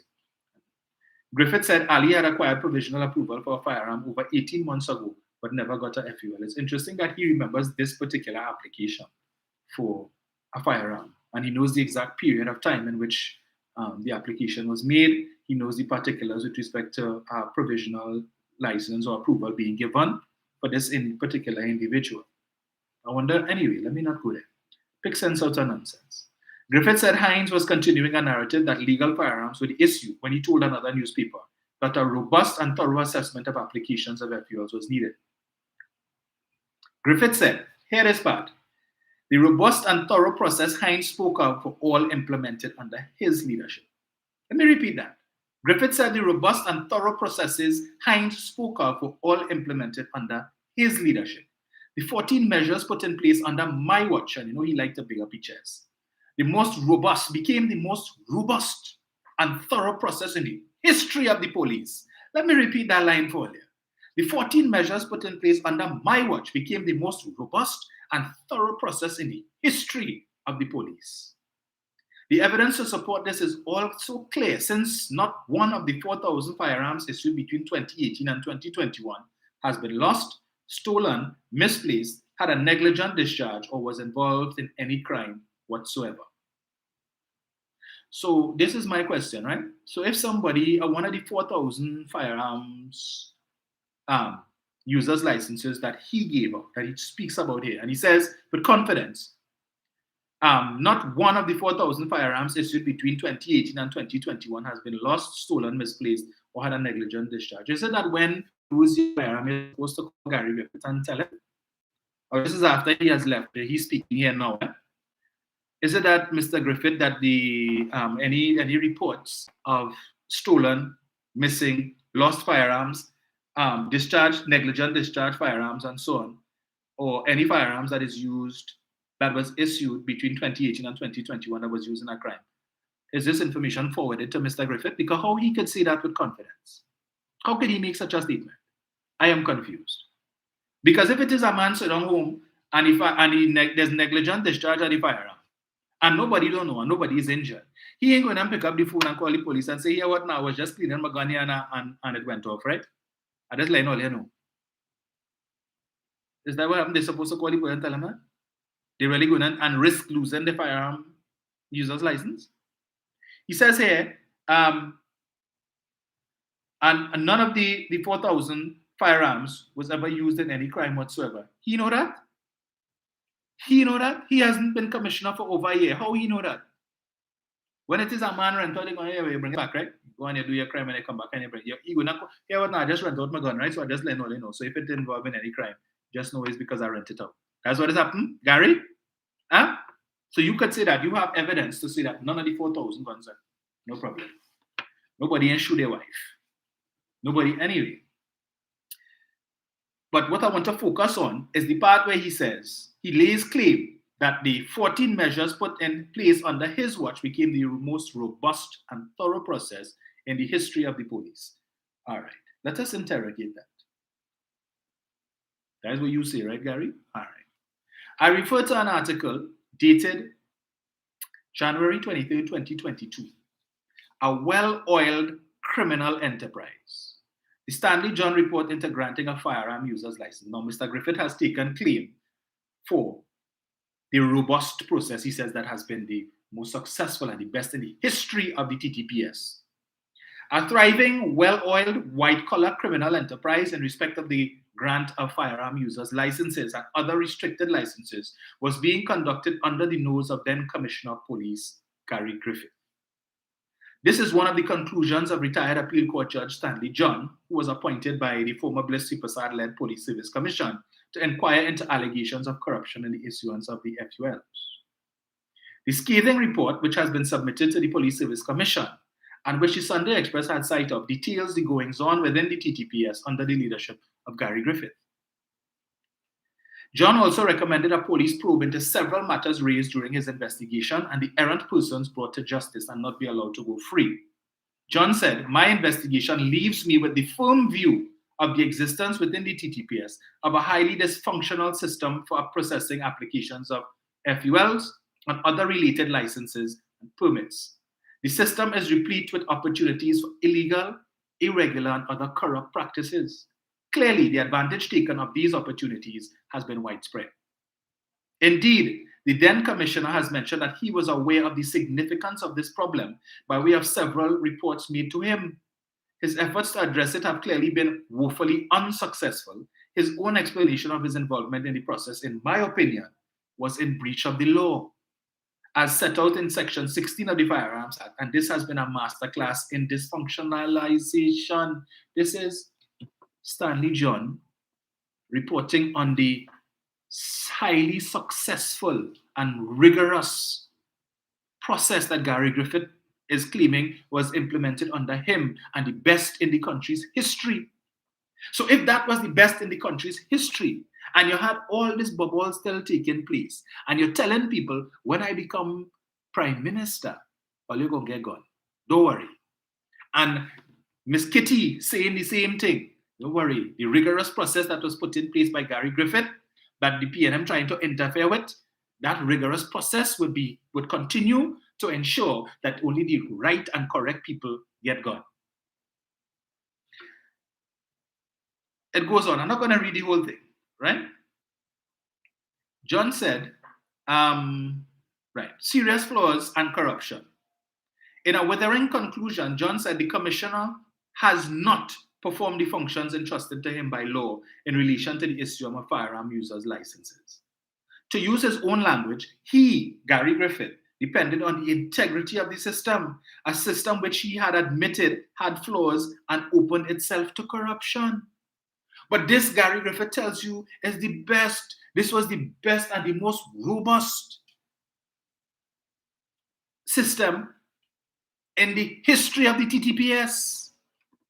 The best. There was nothing better before, and there will never be anything better than that. I put in these 14 rules into place for the interrogation of the process to issue firearm users license. I am telling you it is the best. Well, if it's the best, then there is no change to make. So if he is saying, when I become commissioner, when I become the prime minister, I will give all your gun, using the same rigorous process that I put in place, the best ever in the country's history, that based on his views requires no amendment. It is perfect. And here it is, you have Stanley John is telling you that it is far from perfect, but Gary say it's perfect. So we go use the same system. What does that mean? The same corruption that Mr. Justice Stanley John has unearthed will continue, and Tom, Dick, Harry, Jenny, and Jane, and the dog will continue to get gone. But in larger quantities than before, because now we have a serious problem. Everybody needs to get gone. Once you're a law-abiding citizen, and when we do the search and you apply for the certificate of character, you never had any charges and you're not known to the police, gone for you. Hold your license, come and get it. And we ain't waiting 18 months. You apply today, hopefully this process can fix you up in about a month. Come. And then go, choose your dealer of choice and go and buy your gun. You like yourself. Like yourself. And one gun is not enough because you find this one too small. All right, come back in 6 months and apply for the next one. And then you'll get 2 guns. And so you own 2 guns. And then a year later, if you want to get 3, because remember they gave one man 7 FUL firearm users licenses. 7. And the wife get 3. So in one house, you had 10 guns. Now, if you have 7 guns and you're going out, you ain't carrying all 7 guns with you. You only need 1. So where the next 6? At home. And at home. Now, if you need 10 guns, what you have to protect so? You have money? So the gardener know you have 10 guns. The maid knows you have 10 guns. You know why? Because the morning you're going to work late, you bring out all 10 guns and you have it on the table and you're cleaning it, you're watching it. Yeah? And meanwhile, the maid by the stove preparing breakfast or lunch or whatever it is. Aren't you seeing only 10 gun there? Yeah, the yard man come in, boss, and 10 gun on the table there. He talk to you and he tell you what he had to tell you. I think I'm going to discuss. And he going outside and he see all them guns there. Again, when you're leaving the house, you ain't going with 10. You might walk with 2, if so much. Just in case you encounter some members of the recalcitrant criminal minority and they relieve you of 1. So you have 1 in your waist and you have 1 strapped up to your ankle. Right? You know the little small one they pull out? So you have 2. So in case they take the 1 in your waist, they don't know that you have a next one down there. You pull that and you bust a shot, right? So the rest stay in home. So they in home. He not home. Come and rub the house now. It has 7, 8, home. You want gun? Take gun. I continue. Mr. John goes on to say, it does not appear that the commissioner satisfied himself that all applicants for firearm import permits, firearm users licenses, firearm users employee certificates, and firearm dealers licenses had good reasons for importing, purchasing, acquiring, or having in their possession a firearm or ammunition without danger to the public safety or to the peace, or that was any reason to believe those were applicants or those applicants were fit to be entrusted with a firearm or ammunition in contravention of Section 17.4 of the Firearms Act. Adherence to the provision of Section 17.4 seemed to be the exception rather than the rule. So if, when you were commissioner, you had a certain amount, and you have now the PP or the UNC is saying we will amend the laws to make it easier for people to get gun. So instead of 10,000 people applying for gun, we have 100,000 people applying for gun or more. And the commissioner is expected to sign off on every application. And when he comes to work today, it's 5,000 applications. How many applications he can sign in a day? And as fast as the pile go down, the pile go back up, right? He have time to scrutinize every file to make sure that every I is dotted and every T is crossed. He has time to go through to make sure that everything, and tell me if that is not a recipe for abuse. Well, here out now, with all them applications that we bring in for the commissioner, he can't go through all of that. So we could cut corners. Because when he give him up and he figure, well, hey, we work. He just sign and anybody go get a gun. He's not going to check to see, well, these 14 steps were carried out. In some cases, they might have carried out 2 steps, 3 steps, and they just tick the next 11 or 12. How is he going to confirm that each file, that the 14 steps that is required to assess a person was carried out? When it's piles upon piles, because it's easier now, you stand a better chance to get a gun. So everybody wants to apply for gun. How are you going to deal with that? And the commissioner had to sign off on everyone. So it means the commissioner, that's all he doing whole day. From the time he come in 6 o'clock in the morning until 8 o'clock in the night, he just sign in applications. And when he come the next day, the pile that going down, taller than him, because we have a whole set more pending. And every day, people applying, not just for new licenses, but you have renewal requests coming in, and we have persons applying for additional, because when they realize how easy it is to get one, and they go and tell the partner, boy, I get my gun, no. Yeah, it's 2 months I apply for that, and look how fast I get it. Partner decide, well, he want one too. And then he tells somebody, and it become a referral process. Hey, you ain't here so-and-so get gun, boy? True? All right.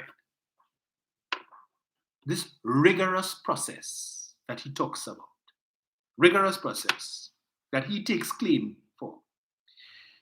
Mr. John goes on to say, I wish to state that notwithstanding Commissioner Griffith's philosophy that by issuing firearms to citizens, he was thereby genuinely reducing the opportunity for corruption, this investigation has found the contrary.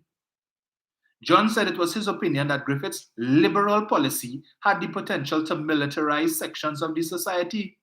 Such a policy as espoused by him, Griffith, has the potential through inadvertence to militarize sections of the society.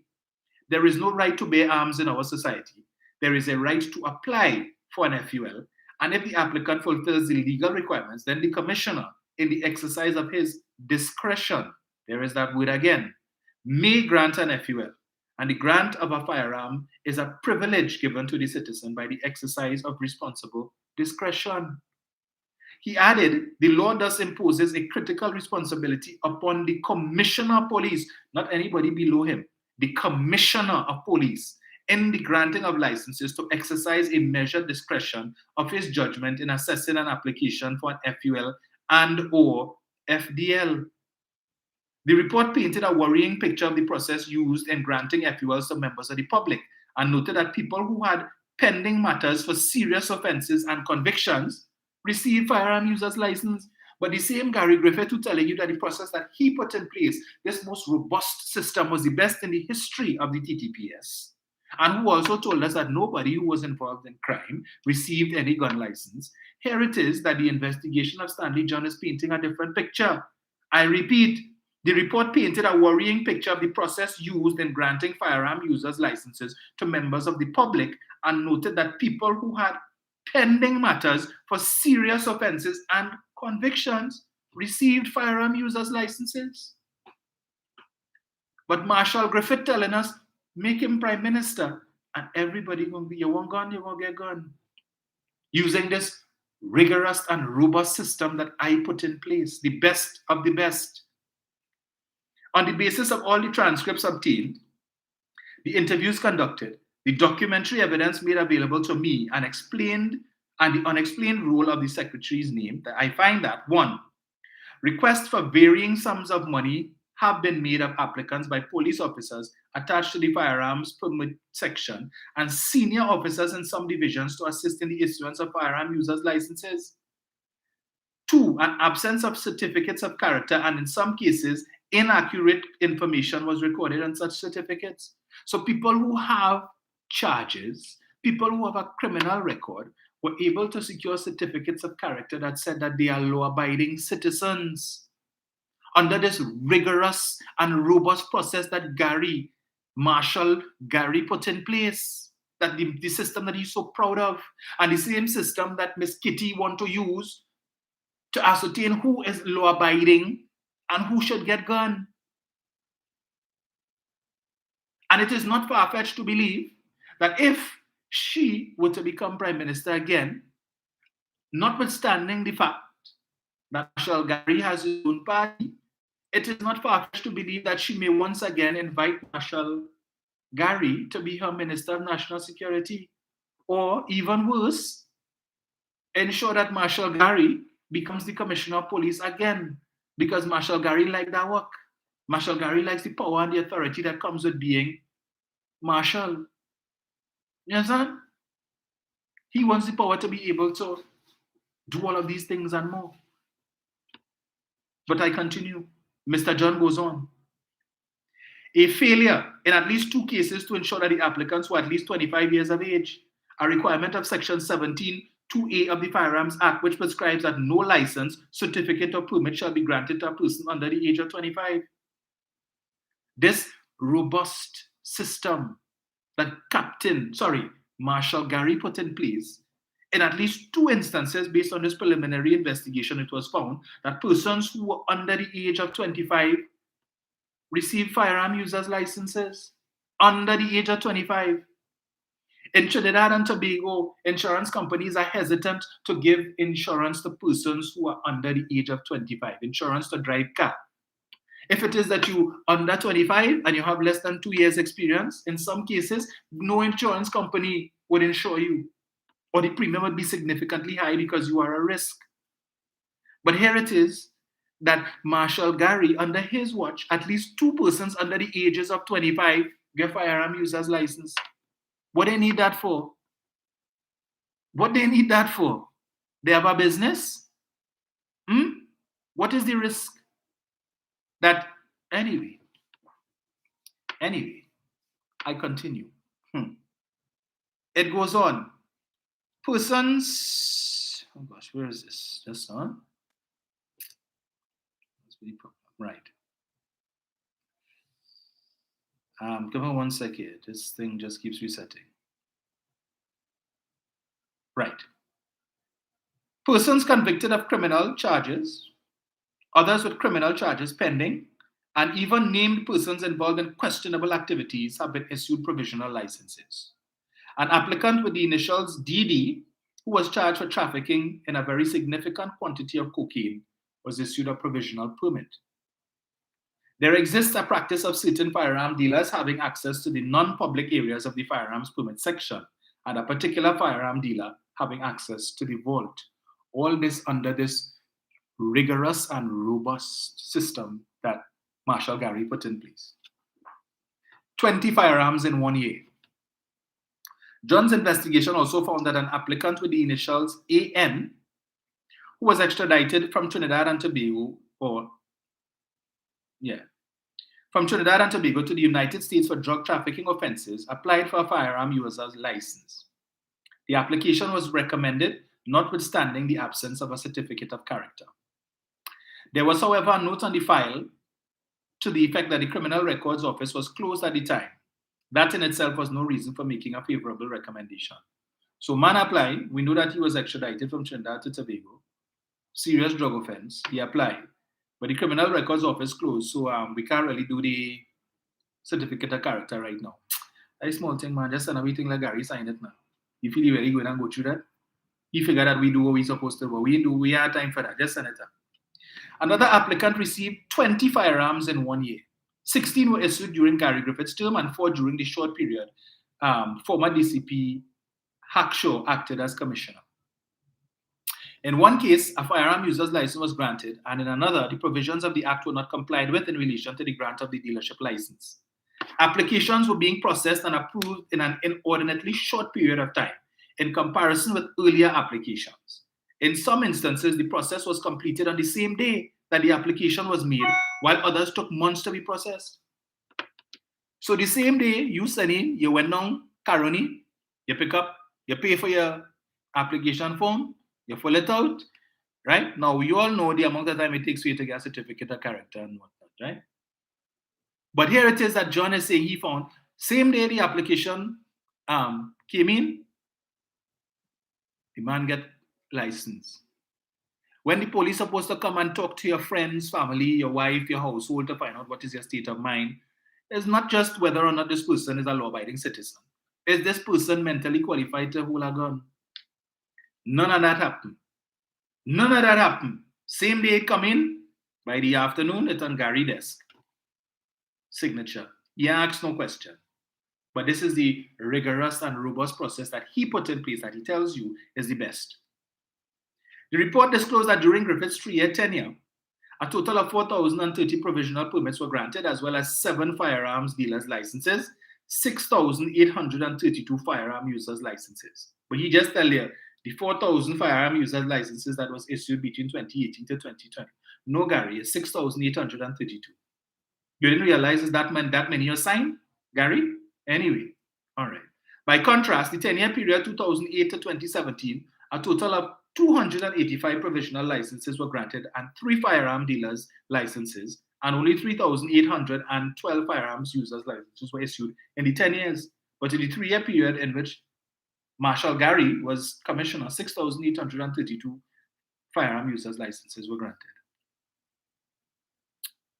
Based on the statistics provided in the report, of the 6,832 FULs signed off by Griffith during his 3-year period, 4,687 were granted in the final 6 months of his contract. 2,937 out of the total 4,030 provisional permits issued during the 3-year contract were issued in the last 6 months of March to August 2021. John found that some citizens received FULs approved by Gary Griffith where less than thorough investigations were carried out, and in some instances, no investigations at all, or by corrupt means employed by errant police officers. Moreover, files were being forwarded for signature and approval, notwithstanding that the applicants had criminal antecedents. Another disturbing trend observed was the issuance of an unfettered number of variations to applicants. The investigation has shown that some applicants were given permission to own an unwarranted number of firearms. On occasions, these variations, which are provided for in Section 21 and 2 of the Firearms Act, were issued within days, and in some instances, the same day of the application for the variation, which gave the appearance of a circumvented or absent investigative process. Applicants were being issued variation licenses allowing them to acquire 5.56 millimeter and 7.62 millimeter ammunition, rifles and carbine pistols for home protection and training purposes. And these calibers of ammunition, more so the 7.62, are primarily used in sport shooting. It has been confirmed to me by both ASP De Matos and a former captain of the TNT Rifle Association that the 5.56 millimeter and 7.62 cartridges are competition grade ammunition.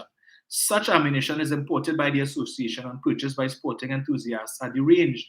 No one is allowed to leave the range with this type of ammunition. But Marshal Gary want to tell you that the declaration that assault rifles are banned in this country makes no sense because no citizen has ever been given permission or license for that type of weapon. But yet still, ordinary citizens who apply for gun and gun license got variations to be able to purchase these types of cartridges. To put in what gun? What gun? A captain or marshal? What gun? Since the ordinary citizen can't get it. But you signed off on variations for ordinary citizens to get that caliber of ammunition. To put in which gun? The 9mm? The Glock? All right. Now, again, in the interest of time, because I just have another 10 minutes to go, right? Because I would like to go about 2 hours and I have stuff to do. My issue with respect to, they love to say, Rowley say that the rich must get richer, right? The rich must get richer. And when the rich get richer, they create opportunities for the poor. What Dr. Rowley actually said was, there is nothing wrong with the rich getting richer, but the poor must come out of poverty. That's what he said. He said it's not like a seesaw where one needs to go down for the other one to come up. So the rich don't need to stop getting rich, or the rich don't need to get poor in order for the poor to move up.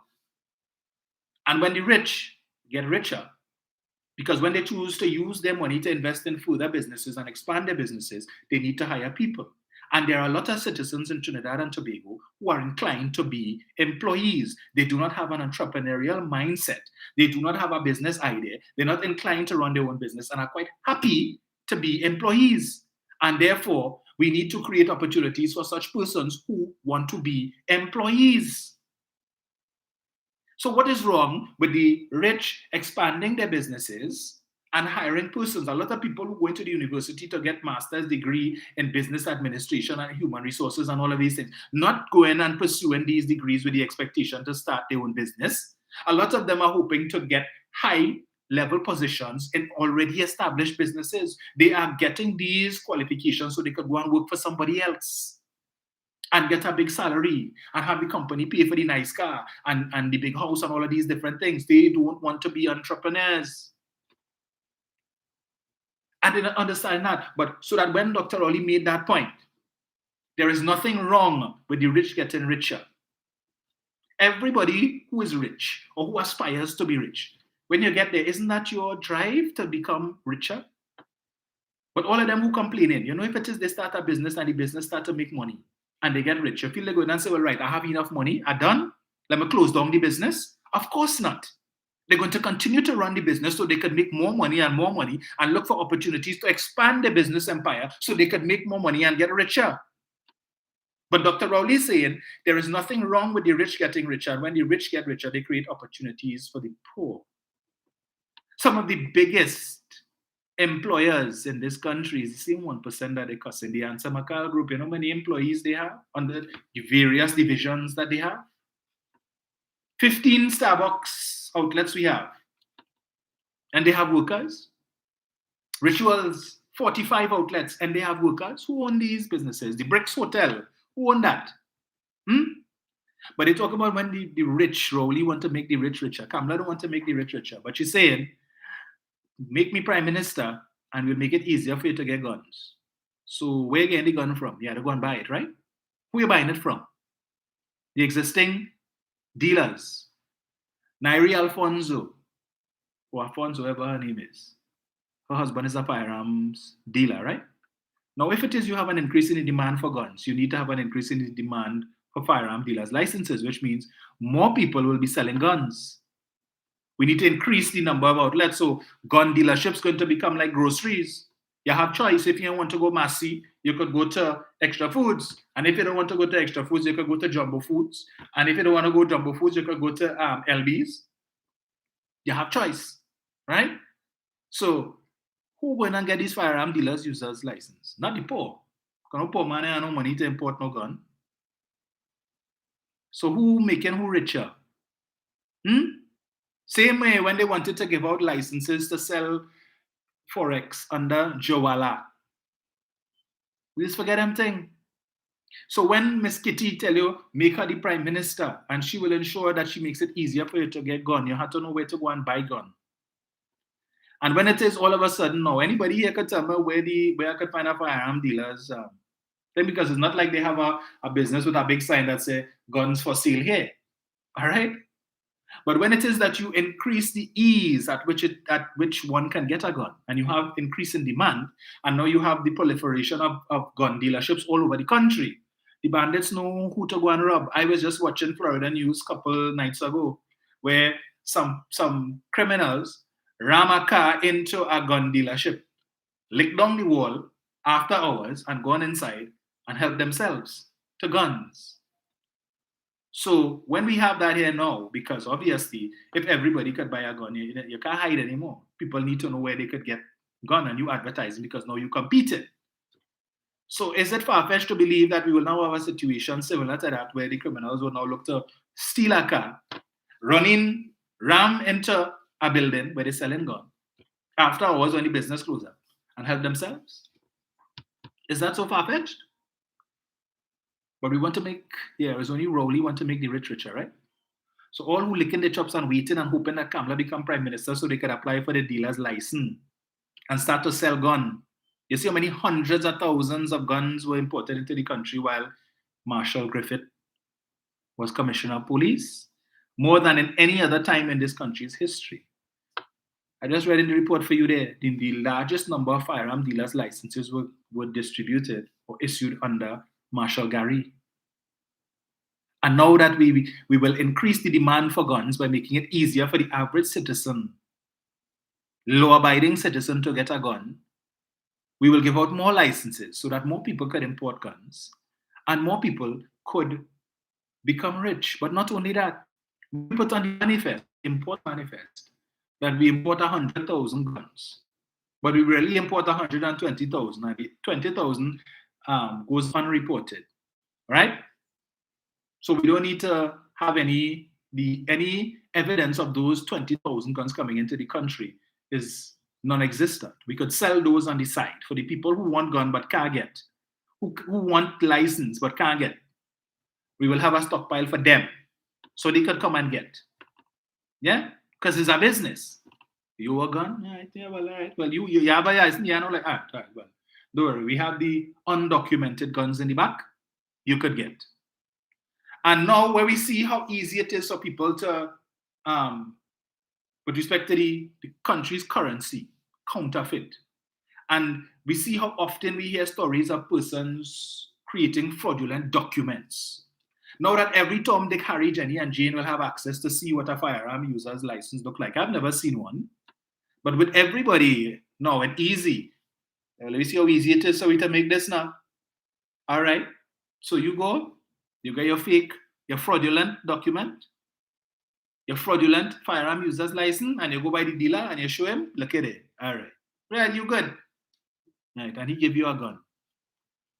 With the amount of people coming in, he don't have time to go and scrutinize every firearm user's license and come to him to see if it's legit. Or you come with it and you have your money, you have your paper, choose your gun. And you handle your business. You get your gun and you go on your way. And all of a sudden, a legal gun becomes an illegal gun. Because we just giving out guns. Yeah? Have gun, will shoot. As Mr. Chance, I was talking to Mr. Chance just before I started the show, and he was telling me some of the names of some of these Western movies. Yeah? That was before my time. So, High Chaparral and all of these different things, and the good, the bad, and the ugly. Yeah, living in a Western town. Guns of Navarro. But this is 12 guns or something, so, or 12 mules for Sister Sarah, all them kind of thing. Yeah, man. You just jump on your horse, strap on your gun belt. Man, get your vex, traffic infraction. Saw a video again, an accident took place somewhere in Battery a couple days ago. Woman cussing out the man because I don't know what you tell her. You so and so know how the accident happened. Yes, a so and this and that. These incidents easily could turn into somebody get killed.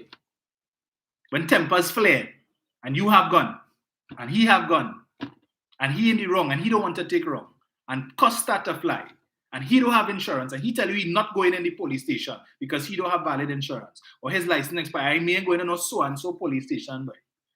Or you all agree, fine, we will settle outside, and then you go and you get your estimate, and the estimate come back $15,000-$20,000 to fix your car, and he say, yeah, madman, I not paying that. You trying to rip me off? Where feel it is at all? I sending you by my person, and you don't want to go by his person. Or you go by his person, and his person charging less, but the work is not of the quality that you want. Where feel going to happen? Cuss out. How long I calling this man and he answering the phone, he tell me I get my money today to fix my car. And I calling him and he answering on the phone and he going voicemail like he blocked me. And you vex. You vex. And you ready to ride for him. Easy like that. Po. But that's the solution. Nobody talking about how we fixing the issue with respect to the fertile ground for the criminals. They're talking the headlines on the newspaper, the Guardian today, talking about La Puerta cries or something so, and poverty and no jobs for the youths and all of this kind of thing. But nobody offering any solutions as to how to get jobs for the youth. They're telling you, you have young people coming out of secondary schools with 5 and 8 passes and can't get work, right? But nobody directing them to say, well, all right, well, let us look to set up something in the community. Everybody talking about the underprivileged communities, right? But you have people in the underprivileged communities, 19 and 20-year-olds who coming out with all of these passes and can't get a job. Because when they send out the application, a lot of times they want people with experience. But you wouldn't say to them, well, here's what. You're always talking about give them contract, and the government must give contract. They know how to apply for a contract. You have public sector and private sector companies that doing pre-qualification all the time. You just need to go on their website and you would see they're pre-qualifying contractors of all different sizes, small, medium, and large, for a variety of different services. And you offering those services, but you don't know that you could just go on the website, apply, and get pre-qualified. So that when it is this company needs the services that you offer, instead of them having to spend money and go on the newspapers to put out an advertisement to invite tenders, they already pre-qualify a list of contractors. So they could say, we have a small job here. Who are the small contractors we have on the system?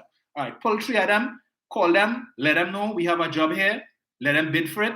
Right, but you already in the system.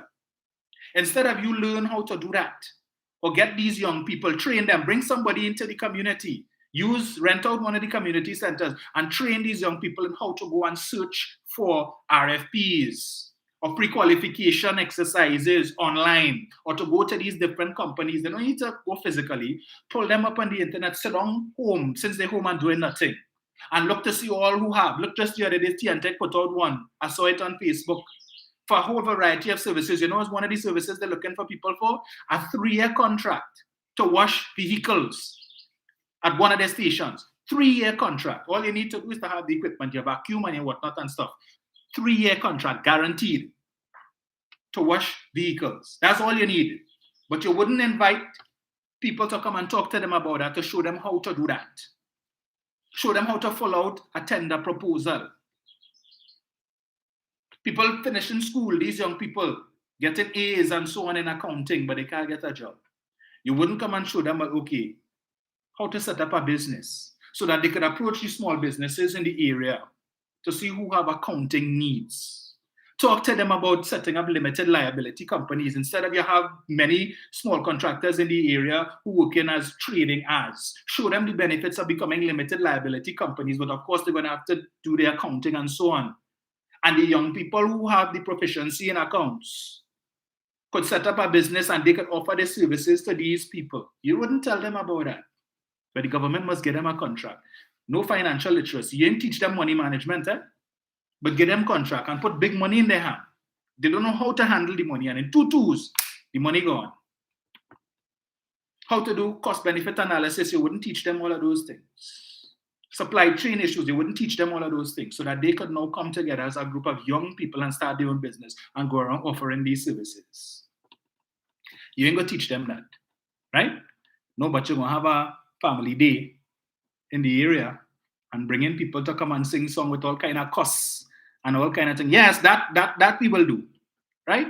Let me have a block and let them come and sit on the corner and line and talk stupidness and all kind of dirty wine and rude wine and thing and whatnot and stuff. Let me do that. But we wouldn't invite people to come to the community and show them, do a little career fair week and show them the different opportunities that are available for them, that you don't only need to be an employee, that you can be an employer. We're not teaching them that, you know. As I made the point before on Thursday, gone. The home invasion that took place in Arangwells last week or whatever there, one of the perpetrators that was caught was 14 years old. 13 years ago when Kamala Persad-Bissessar came in as Prime Minister, that 14-year-old boy, he was 1 year old. What did she put in place to ensure that he didn't end up in a life of crime? Baby grant, $500 a month, combined child. $69 a day, color me orange. That is what food card, CPEP. That is what they offered them. What are we putting in? You see, we're only looking to deal with crime today, to deal with the now issues, but we're not looking to focus on what are we doing to prevent the criminal factory, to ensure that the 1-year-olds and the 5-year-olds and the 8-year-olds today don't end up in crime 10 and 15 years now as we see. We're making the same mistake today that we made 10 years ago and 15 years ago, such that today we have the average age of the criminals between 14 and 29. But if it is we were focusing on putting things in place in these underprivileged communities to ensure that when they finish school, they have some avenue to turn to, and we push them in the direction of entrepreneurship instead of employment, then we probably wouldn't be in the situation that we're in today, that the newspapers happy to post up a headline, La Puerta cries, and no jobs for the youth, and poverty causing crime. We ain't studying that. So it's quite likely that 10 and 15 years from now, we will be in the same position that we're in today or even worse. When we should be putting the infrastructure in place today to ensure that 15 and 20 years from now, or 10 years from now, that the criminal factory that just replacing, as fast as these guys get caught and killed, you have replacements coming in. We need to direct them somewhere else. But we ain't doing that. But every day the newspapers seeing it fit to put as front page headline, murder, home invasion. The editorials only talking about that. It have nothing positive taking place in Trinidad and Tobago. Nothing positive happening. So many achievements of the young people. But that are making first, second, third, or fourth page. If you're lucky, you might see it somewhere almost at the end of the newspapers. It is the media in this country that is fueling this fear amongst the citizens to believe that it's only negative happening in this country. The only positive you might see is in the sports section if the West Indies do something proper. But otherwise, there are nothing positive taking place in Trinidad and Tobago. I always say we don't have journalists in this country. What we have is bacchanalists posing as journalists. But we go what? Marshall Gary is the solution. Yeah? Miss Kitty, that is the solution. Rowley don't care about poor people. Rowley only care about the 1%. Right. So I saw yesterday where the Prime Minister would have gone to a mosque, I think in South, to worship with the Muslims.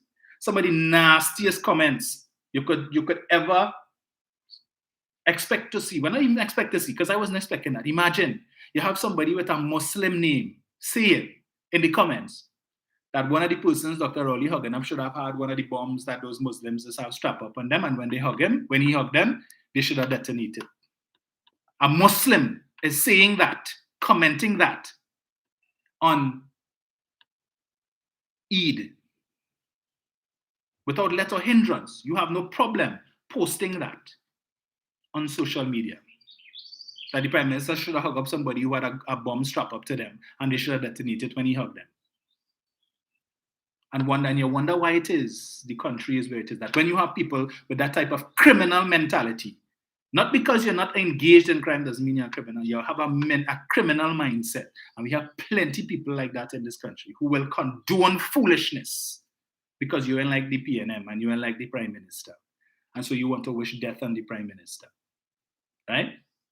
I saw another one, a pundit, saying that he wishes that the criminals start to rob and invade the homes of the 1%.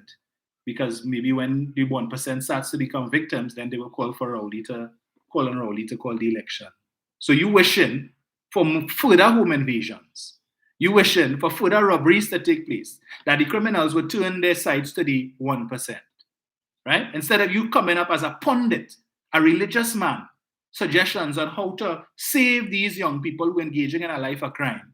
You want them to go and invade the homes of the 1% where they already have firearm users licenses, where they have guns, probably given to them by the former commissioner of police, and where the likelihood is that when they go to rob these people, they're not going to leave. 14-year-olds and 15-year-olds, because of they have some slack parents, end up in a life of crime. And your solution is for them to go and rob the 1% so they could get killed. And meanwhile, you're making richer? The undertaker, the funeral home, the rich getting richer. Any which way all you take it. The folks, it's already 107. Let me say condolences to Mother Tunapuna on the passing of her son. Mother, I know you usually listen to my live, so please accept my sincerest condolences. I know I've often seen you talk about your son on your lives and on your posts, so I know you're probably having a tough time of it. I watched your live the other day. You bring me to tears, you brought me to tears, you brought back memories of my mom and my sister. So I know what you're going through, right? And condolences, of course, to the family of the late George Umbala Joseph, who I understand passed away yesterday. Condolences to his family as well. I'll keep you in my prayers, mother, and trying to see if I could beg Dean to for us to make a trip. But don't worry, it had to happen. But stay strong, and I know you have the support of a lot of us who follow you on social media.